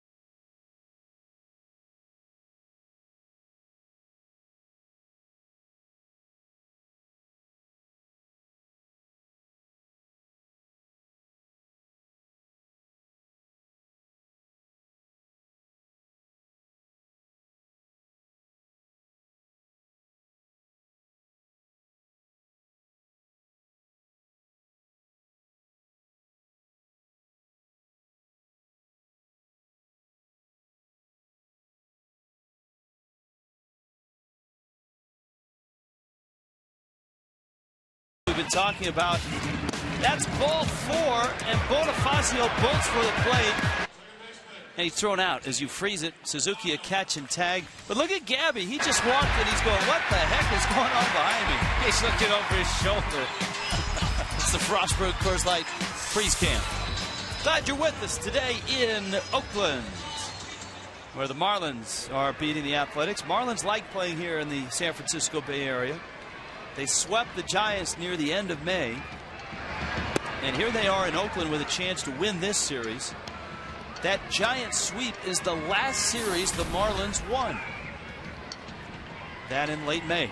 And so to finish June with a series win will hopefully be a bit of a boost to this ball club. It's Jemiah Weeks. Lions went into right field. Weeks has had a nice day today. He's 2 for 3. His only out was a liner to right. Here comes Cliff Pennington. You got Coco Crisp coming up as well. The Giants bullpen coughed up that lead in the bottom of the 9th as Aramis Ramirez strikes again in the bottom of the 9th. And he homers off the bearded one. There's no fear for the beard in Chicago. So it's 1-1, Cubs and Giants. They've gone to the 11th at Wrigley. Tommy's favorite, Carlos Marmol, is pitching now. Here's Cliff Pennington. Yeah, mine and Pinellas.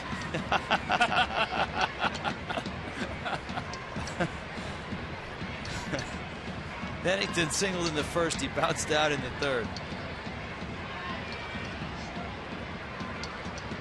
Say, Chris Volstad doing what he does best.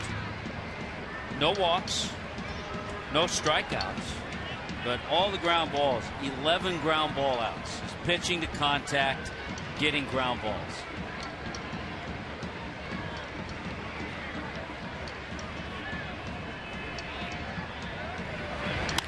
The 1-0, there's a roller. Infante got it out. Bonifacio's turn, third double play. 2 more ground ball outs, 13 in the ball game. Watch this feed from Omar Infante to Bonifacio.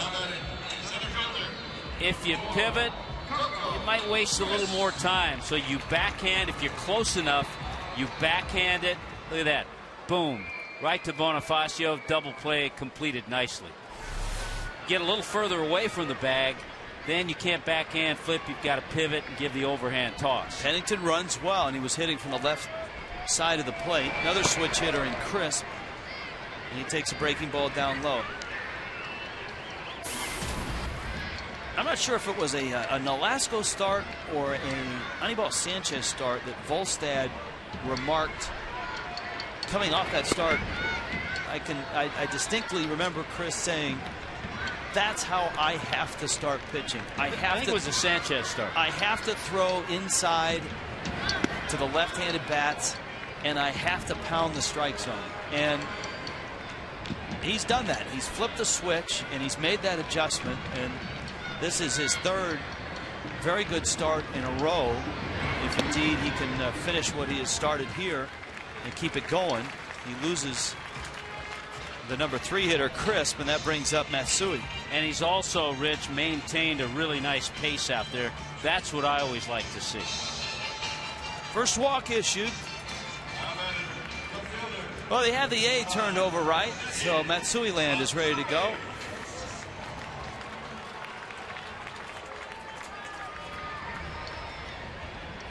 As you and I talked about in Game 1, we've seen 2 of the greatest players in Japanese baseball history on this road trip.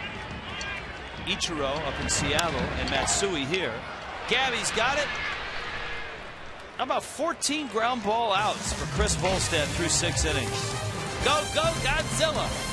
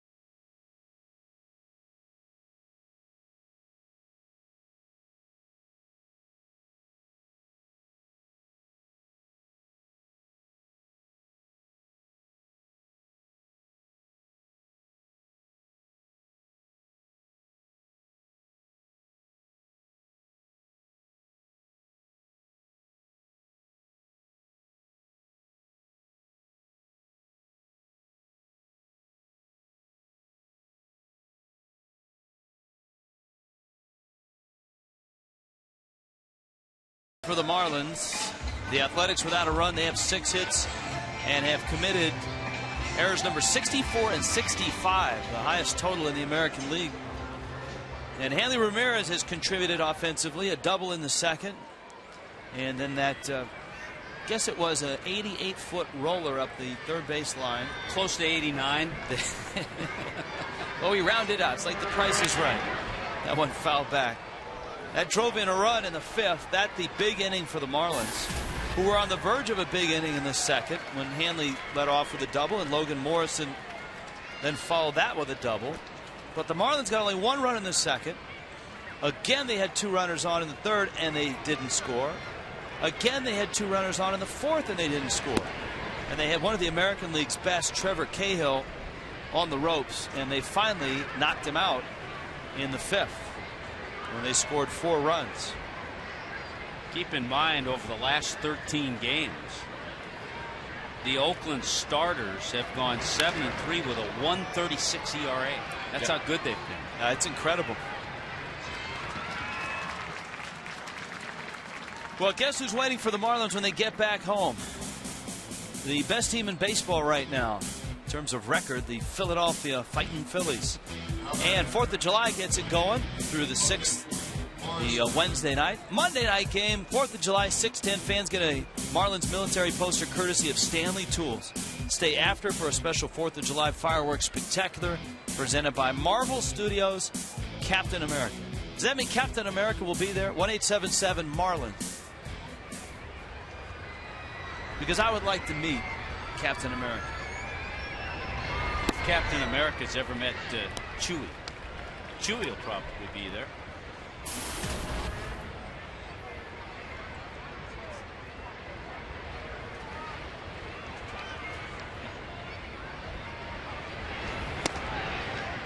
are many things you can do to snap out of a slump.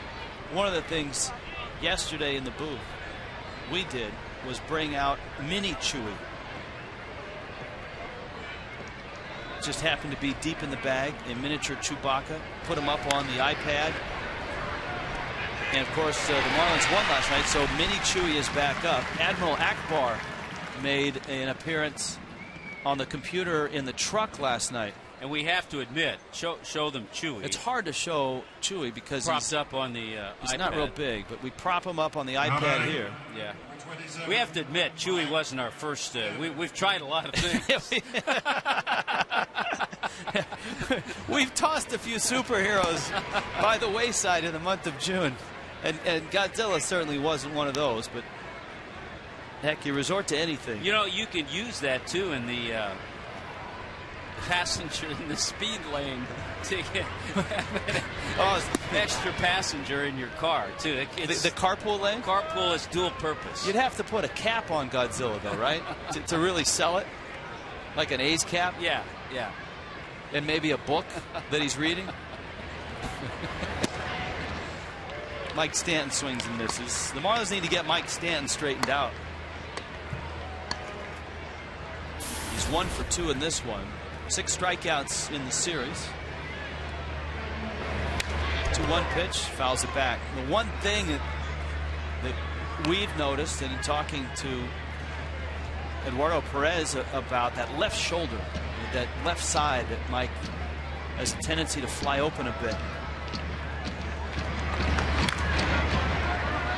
And when that thing flies open, anything middle away is going to look like a long way away. And if it's away or off the plate, you're not going to get it. 2-2. That's away, and it's up. Let's see what they throw him 3-2. They've gotten him out all series with breaking balls. Mike did single his last time up the middle. Magnuson's 3-2. Fastball away. Magnuson, a product of the University of Louisville.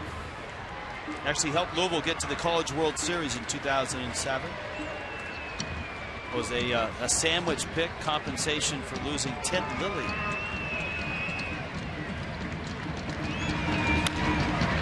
Tommy Hutton will be making a sandwich pick on the charter flight to Texas. Always some good choices on our Miami Air charter. Our director, Jim Polla, usually gets in ahead of me and takes all the peanut butter and jelly sandwiches. Here's the 3-2 pitch. And a fastball came in, and Stanton goes down.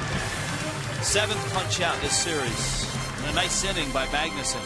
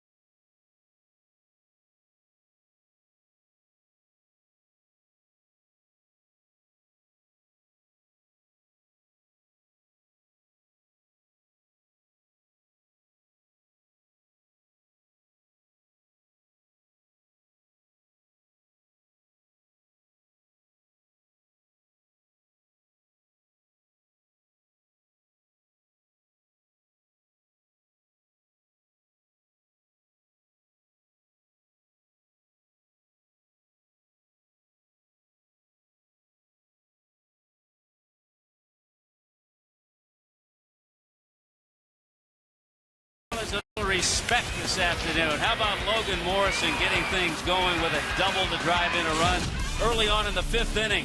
A blast from Hanley Ramirez. 88, 89 feet, drives in a run. Logan Morrison again, another base hit. He has swung the bat well. The big one, a double by John Buck, is our Gunther Volkswagen drive of the day. That drove in a couple of runs. You mix that in with some tremendous Chris Volstad pitching, and it gives you a 5-0 lead and a little Aretha Franklin here. Great music here in the Oakland Alameda County Coliseum. Even Godzilla was dancing. Chris Carter is up. He is lined out and has singled. Chris Volstad gets a high strike. The story for Chris Volstad, ground ball outs. He's got 14 of them, and that equals the number he had his last time out in 6 2/3 innings. He'd like to push through here. He's only at 76 pitches right now. We talked about Ricky Nolasco and his success in the Bay Area. And for Nolasco, some great starts in San Francisco and a shutout last night. Volstad has had some success across the Bay in San Francisco as well. A liner, and Bonifacio is there. And so allowed out number 1 here in the 7th inning. Connor Jackson is coming up.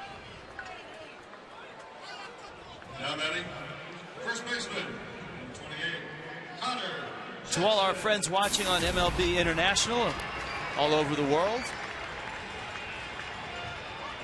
we're glad you're with us on Root Beer Float Day. And Tommy, it's a great cause. We put our money in for our 2 root beer floats last night.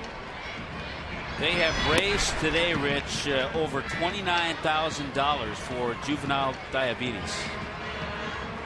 Outstanding. So our congrats. Connor Jackson, 0 for 2. You know who was very involved in juvenile diabetes was Ron Santo. Yes. Because of his experience with diabetes. Santo played with the disease, and that was before, and there are some guys in baseball that do play with diabetes now. Teammate of mine, Bill Gullickson. Professional athletes in all sports play with it, but the technology has come so far that I can't imagine a guy like Santo playing with diabetes in that day, in the 60s, when the science was so inexact.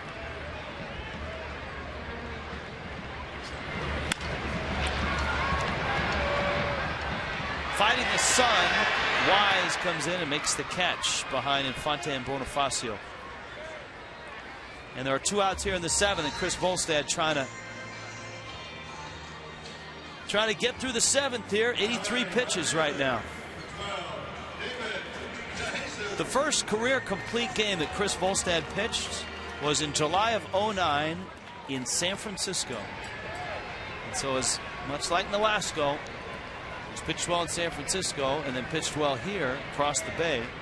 Volstad doing that today. Here's to Jesus. And Chris misses up.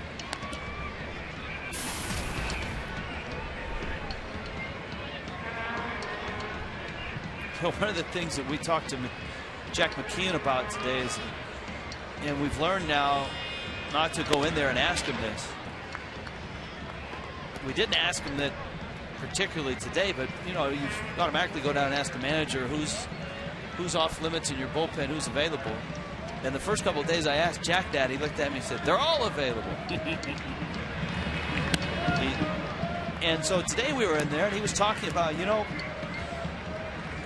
you work your bullpen such that, in Jack's mind, you win the game when you have an opportunity.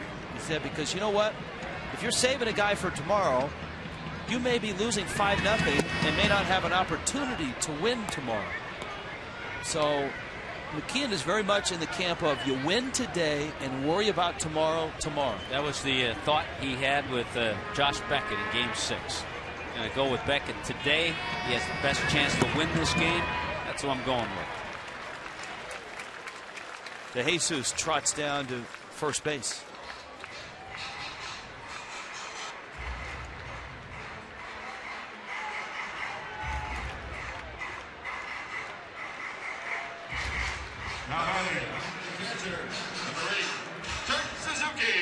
Here comes Kurt Suzuki.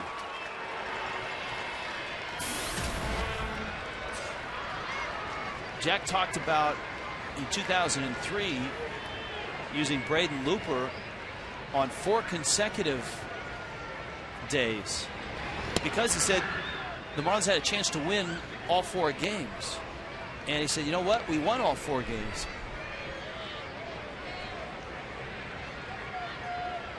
And I think that's it. You could almost see it starting to filter out through the team. Here's the 0-1.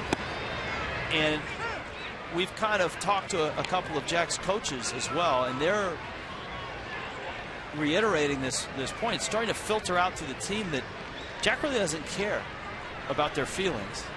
Jack doesn't care about a lot of the things that some of the modern day ball players care about. He wants to win.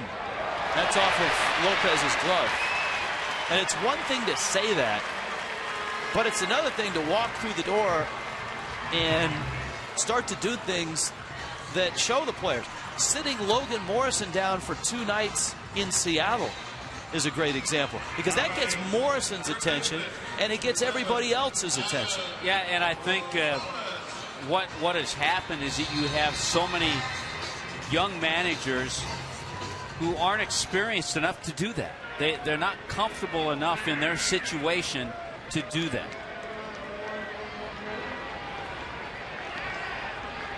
Suzuki reaches on the error by Lopez.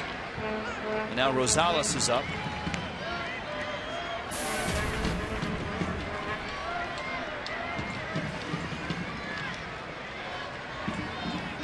Before that error by Lopez, the Marlins, one of the areas the Marlins have improved upon this year is defensively. This ground ball finds left field. Charging is Morrison. Runner coming home, and he will score. And so because of the error, Volstad loses the shutout. Rosales cashes in a run, and Oakland's on the board. Well, you have 2 quick outs, and then the walk set up the error.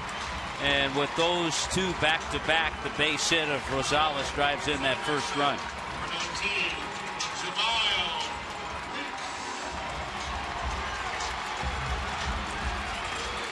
Here comes Weeks now, and he's had probably the best swings of the day for Oakland against Volstad. He's lined out, he's doubled, and he's singled. Well, up in Seattle, in Volstad's win against the Mariners, this 7th inning gave him trouble. Remember, he went 6 2/3. He couldn't get through this 7th inning.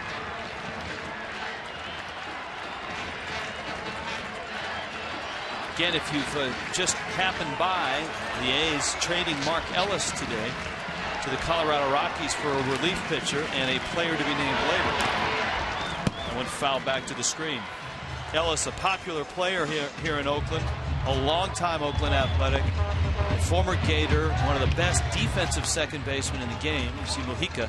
A guy who I did hear some talk show discussions, and it was said it was too bad he never won a Gold Glove because he deserved to a couple of years.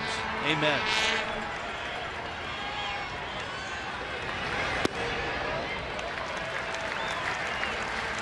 Two and one. And was it at Florida? He was the second baseman, and David Eckstein was the shortstop. No, other way around. Eckstein was the second baseman. Yeah. Ellis was the shortstop. Then they got to the big leagues and the roles reversed. They Eckstein reversed. with the Angels and Ellis with the Athletics. And now Volstad has gone 3 and 1, and he's got a couple of arms in the bullpen seemingly ready, Choate and Mujica. And all of a sudden just wavering here. Again, this is important, I think, for Chris Volstad, who's just 24, to get through this 7th inning. It's going to help him mentally. Weeks, a ground ball. Infante flips it over to first. Volstad is through 7. Oakland's on the board, but the Marlins lead it 5-1.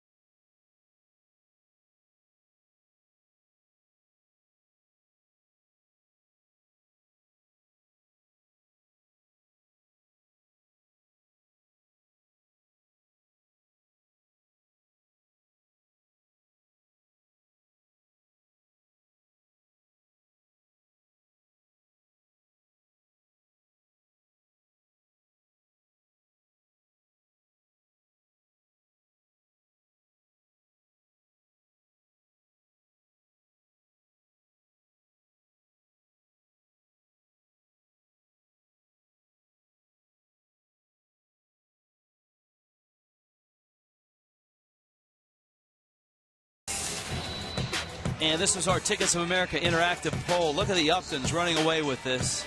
Come on, there's got to be an extra. I can't figure that out. Where's the love for the Weeks family and the Drew family? Well, BJ and Justin's got to be some Hurricane fans who saw Jamal Weeks play. I'm telling you, we have big viewership in Virginia for the Uptons. And folks up in Tallahassee, Seminole fans with the Drews. Come on. Maybe some Rays fans giving some Upton love there. Here's John Buck. Who won last night? The Hairstons are in the others receiving votes category. Yeah. Tom Hanks won last night, didn't he? Oh, yeah, with a runaway. Best actor from Oakland. And some great actors from Oakland. Clint Eastwood was second. Bruce Lee and David Carradine will have a best of 3 kung fu battle. They finished in third, a tie for third. I'll take Bruce Lee for 20. Mark Hamill got 1 vote from Chewy, and that's it. Buck struck out in the second, but since then everything's looked up. Singled in the fourth, 2-run double in the fifth, and the 2-run double was a big hit that capped off the 4-run inning. Chops one to Pennington, who loads up, throws him out. Giants and Cubs still battling in Wrigley in the 12th. Giants have the bags loaded with 2 outs. Number 11, Jose Lopez. Here comes Lopez.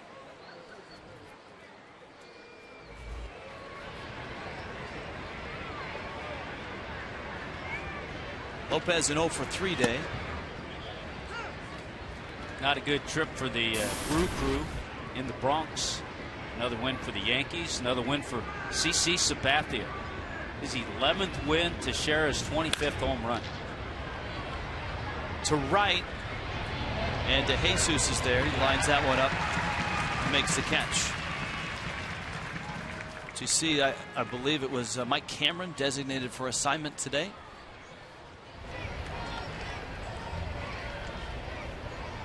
Now batting, number 10, Dwayne Wise. Here's Dwayne Wise now.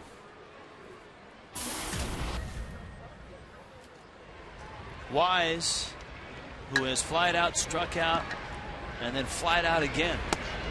And he takes inside. All of his outs in this series, and he's 0 for 10, have been fly balls or strikeouts. Fouls that pitch off. Marlins hopeful that Chris Coughlin can rehab his knee.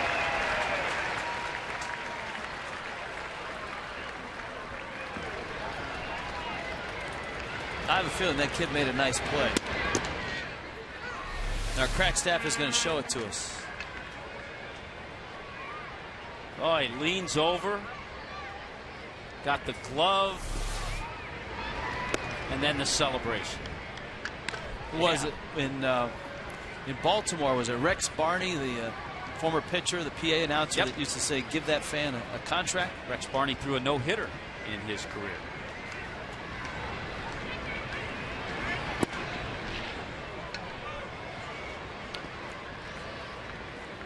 Three and 2.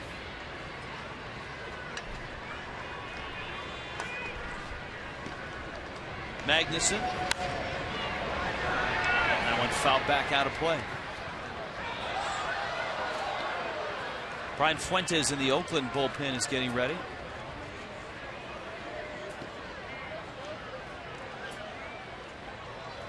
Marlins with 5 runs on 10 hits. Oakland a run on 7 hits. Marlins trying to put this nightmare of a month behind them. Get to Texas. Pop up, Rosales and Suzuki, and it lands between them. This is the only park in baseball where you can run almost 90 feet into foul territory and have the ball still land out of your reach. That was still in play. In any other ballpark, this ball is well into the seats. I was talking with Ray Fosse, the excellent analyst and former major leaguer and a former world champion with these Oakland Athletics, and he said that in this ballpark too, the wind is such that even with all the room, balls will go back over the seats and come back fair a lot. That one's not coming back, but it's foul. That was similar, not quite as much foul territory, but there was a lot of foul territory at Candlestick. Now, you never knew what the ball was going to do at Candlestick. Don't call for it too early. 3-2 in the air. Matsui makes the catch. 5-1 Marlins going to the bottom of the 8th. Look out below.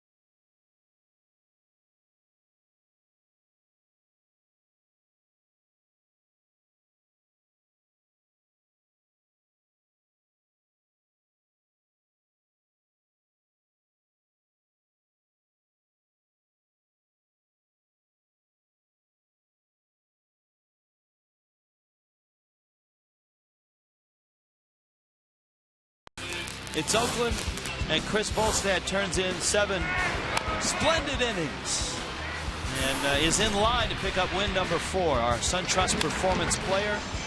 Volstad limiting Oakland to just the 1 run. It's an unearned run. And dropping it off to the Marlins bullpen here, Edward Mujica comes in. 15 ground ball outs recorded by Chris Volstad. He walked a couple, didn't have a strikeout. Doesn't matter. Doesn't matter how you get outs. Mujica making his 34th appearance. He enters at the number 2 spot in the order. Pennington. There's a strike. Coco Crisp, Hideki Matsui. Marlins bullpen better than last year. But even that didn't seem to matter much in the month of June.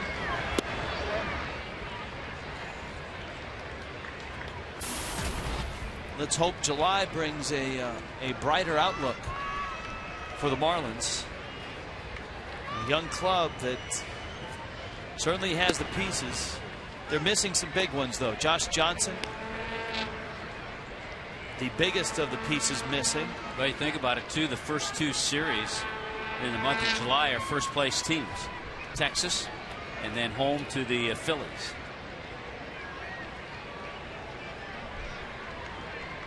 JJ should resume throwing here in about 8 days. Diving stop. Gabby Sanchez robs Pennington of a base hit. Good reactions. Look at how he's on the balls of his feet. Makes that dive toward the line and puts it away.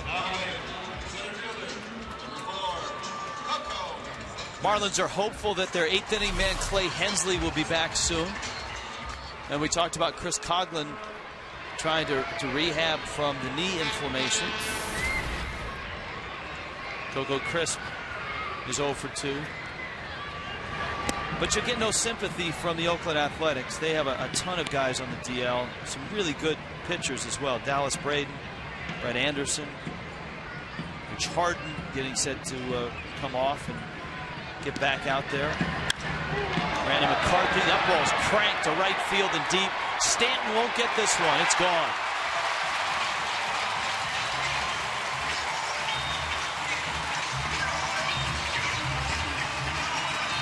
Coco Crisp, his third of the season.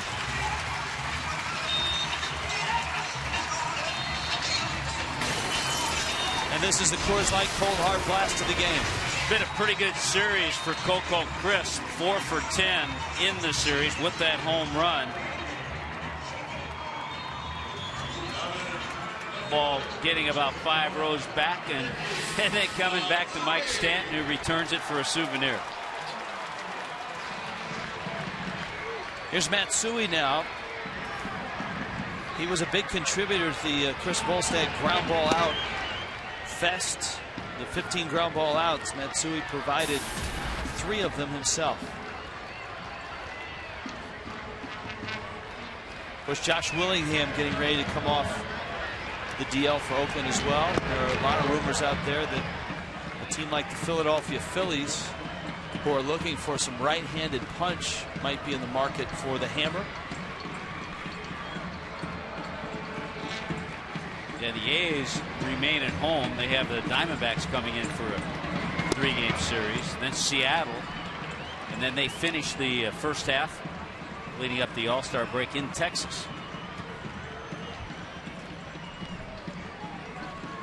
Marlins actually will be staying in Fort Worth, Texas, with the ballpark in Arlington kind of right in between Dallas and Fort Worth. The Metroplex. I know baseball protocol says that you're not supposed to wear shorts as broadcasters. I believe the late Bill King, who belongs in the Hall of Fame, used to wear shorts every now and then. Every once in a while we'll see the Hall of Famer John Miller in shorts. Sometimes we don't want to see John Miller in shorts, but it happens. There it is. That man, Dave Van Horn, is going into the Hall of Fame this year, and deservedly so. But Bill King belongs in Cooperstown as well. His partner Lon Simmons is already in there. And a legend here in the Bay Area is Bill King. Yes, one of the rare 3-sport announcers when he was here. He worked the NBA, did the Warriors during their NBA championship season. His voice fills the soundtrack whenever you see an Oakland Raider or Los Angeles Raider highlight film. And he was the radio voice of the Athletics for many, many years. Carter pops it foul and out of play. Chris Carter has lined out twice and has singled. Well, the Cubs bullpen got out of that jam in the 12th. The problem is the Cubs offense isn't scoring either, so now they're in the 13th, Giants and Cubs. Marlins open the second half of the season in Chicago with a 4-gamer against the Cubs. Yeah, night game and then 3 day games at Wrigley.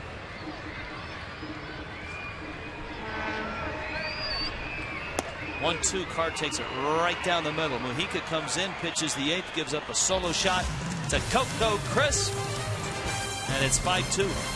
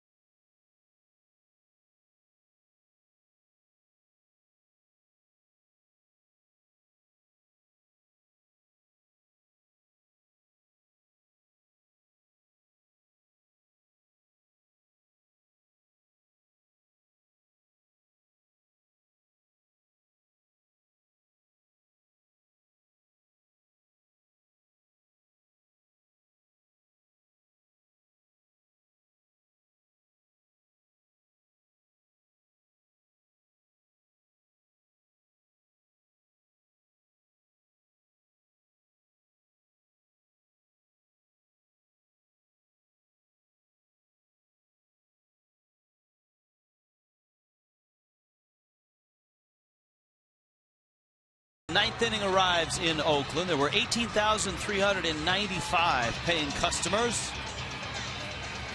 for this afternoon ball game.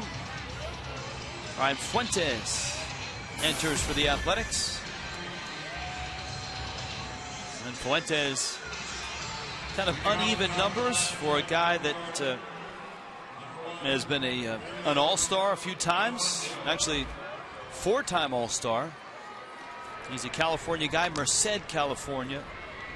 And, of course, had his great years with the Colorado Rockies. Yeah, was also an all-star with the Angels in 09. A couple of big years with the Angels.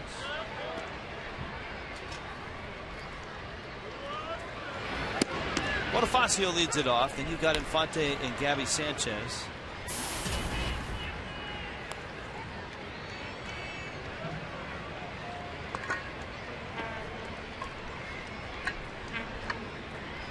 Emilio has been on base 2 of the 4 times. He scored a run. And at the start of the telecast, Tommy, we talked about the importance of getting guys on base at the top of the order. It sounds simple. Nunez and Cishek are up in the bullpen. But for the Marlins, it has not been simple this year. Bonifacio in this series has done a nice job of getting aboard.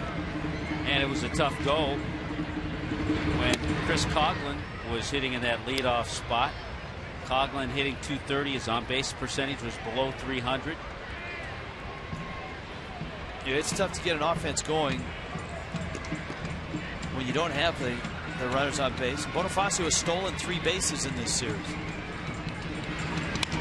There's a liner right back to Fuentes. You talk about a guy that slings it up there. Fuentes is the ultimate slinger. You know, he actually slung his glove up there to make that catch, too. Looked like the ball was by him when he was able to stab it in the air. Number 13, Omar Infante. Here is Infante. He has a couple of hits. He had a sacrifice bunt. His average has been hovering around .260 for the past month.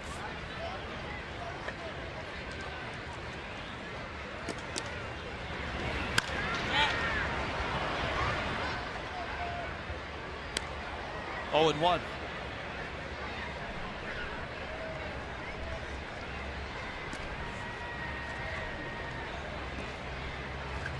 Kind of an uneven schedule in baseball today.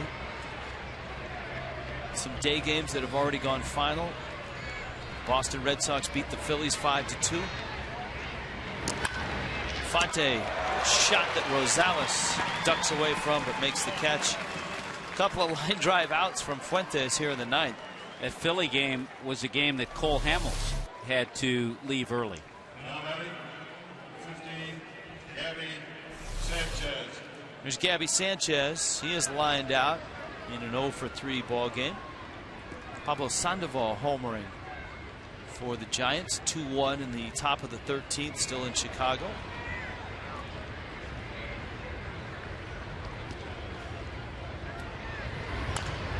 Told you the Yankees shut out Milwaukee 5-0. Tigers beat the Mets 5-2. What happened? The Mets usually score 11, 12, 16 runs. Well, they ran into Justin Verlander, number 1, but that didn't bother Jose Reyes, who had another 2-hit game. You know who's also back and playing? Daniel Murphy had a couple hits. He's hitting over 300 for the Mets.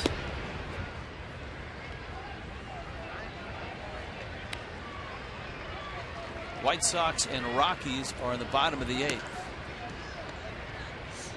You know, if the Rockies can just prolong that game another couple hours, Mark Ellis's plane will land and may give Jim Tracy another option. Gabby swings and misses.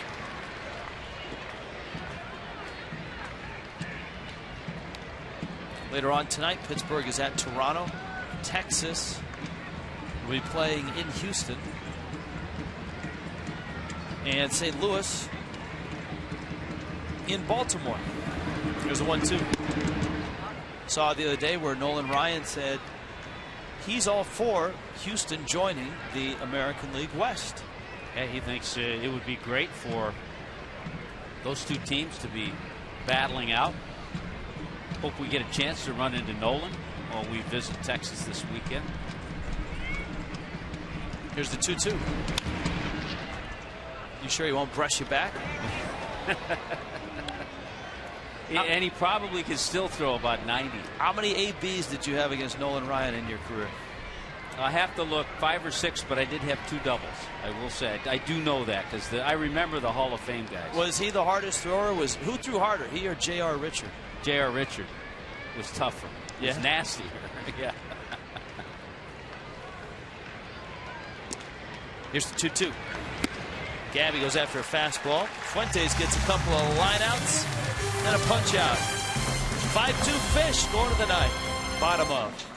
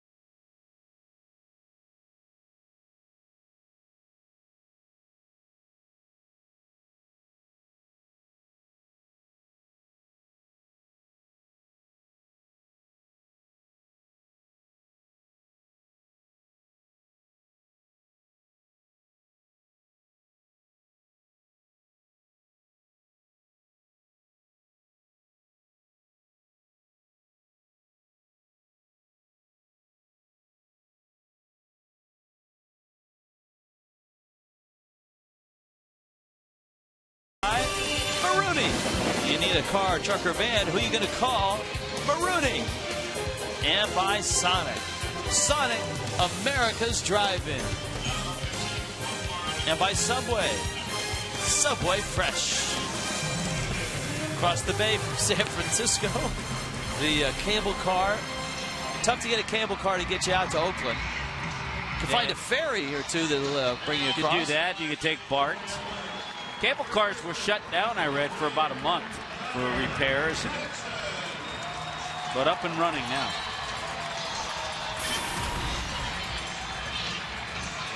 Here's Leo Nunez. And so the Marlins try to shut the door on the A's. They bring their closer in, Connor Jackson, David DeJesus, Kurt Suzuki.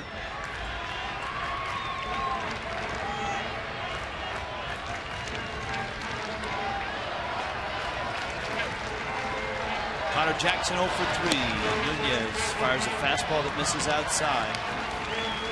Nunez and everybody in the bullpen had the night off last night. Leo last work a scoreless inning up in Seattle. That was in the 10-inning loss on the wild pitch during an intentional walk by Steve Cishek. Here's the 1-1. Jackson to left. Morrison's there. And Lobo makes the catch. So an out in the books for Nunez, who's backing up Edward Mujica, who pitched the 8th, and Chris Volstad, who was outstanding in the first 7. Volstad did not give up an earned run. Here is DeJesus. And Volstad allowing 7 hits for the Athletics.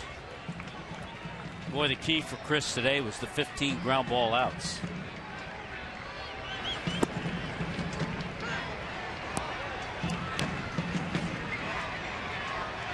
Marlins will arrive in the Metroplex in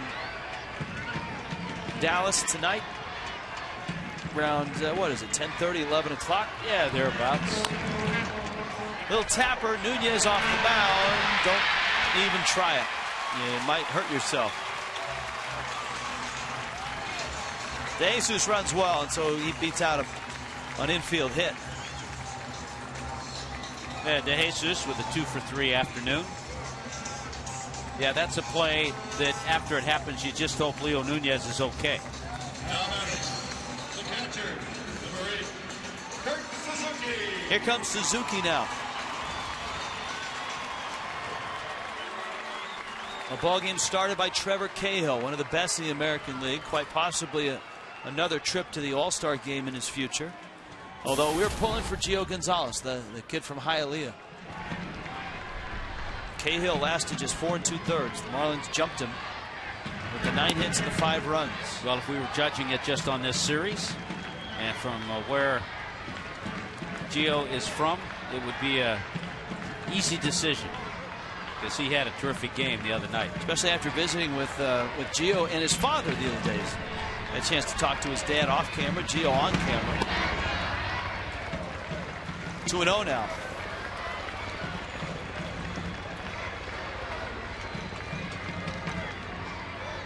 Look at Gio. He can hold his head high.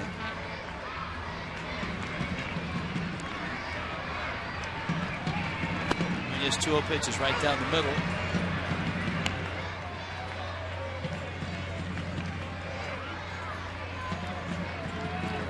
Two and one.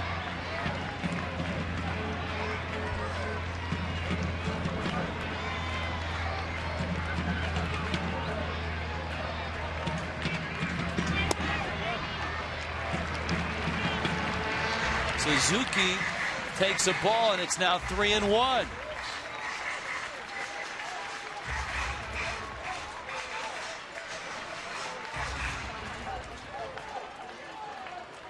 Giovanni Soto just hit a 3-run pinch hit homer to beat the Giants, and the Cubs win it.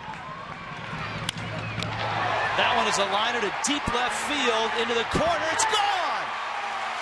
Suzuki with a 2-run homer. And all of a sudden, the Athletics jump up and make it a 1-run game. 6th of the season for the Oakland catcher.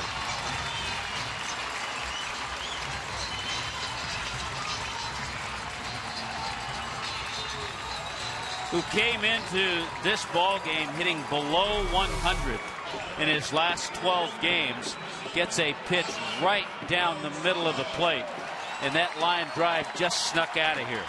And wouldn't you know, here we are, a 1-run game. And of course, the Marlins have lost 14 of these in a row. Here is Rosales, and he takes a strike, and the count is 0-1. 14 consecutive 1-run losses is the longest streak in the major leagues since the Tigers did it in 1958. Nunez with a good changeup, and the count is 0-2.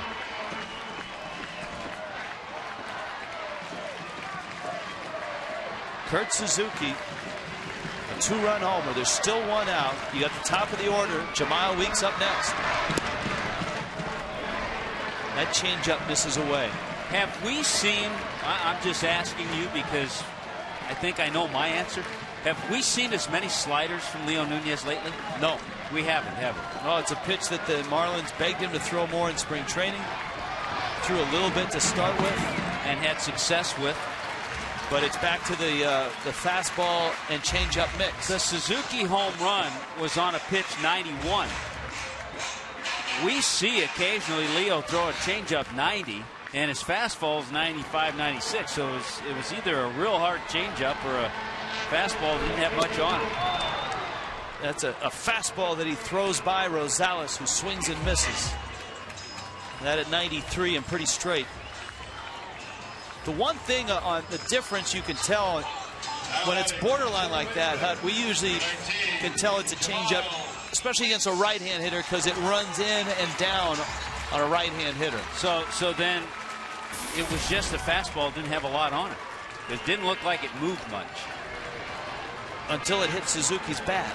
Until it hit right over the 330 sign. Now Weeks. Nunez throws a 95-mile-an-hour fastball for a strike.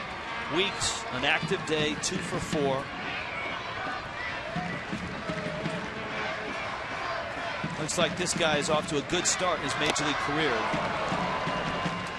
96 on that fastball. Now, if you've thrown a couple of fastballs and gone 0-2 on Jamal Weeks, why would you throw him a changeup? Now, that's a good question, because a changeup would be a pitch he could pull.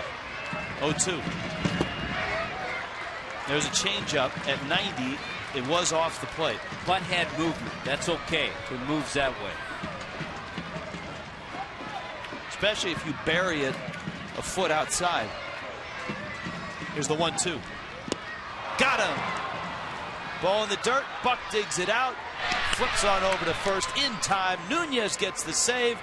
And the Marlins have won their first series in the month of June. Just as the month ends. Just in the nick of time. And the Fish beat the Athletics. And Jack McKeon says, hey, one-run games, no problem. The Marlins snapped their streak of one-run losses at 14 in a row.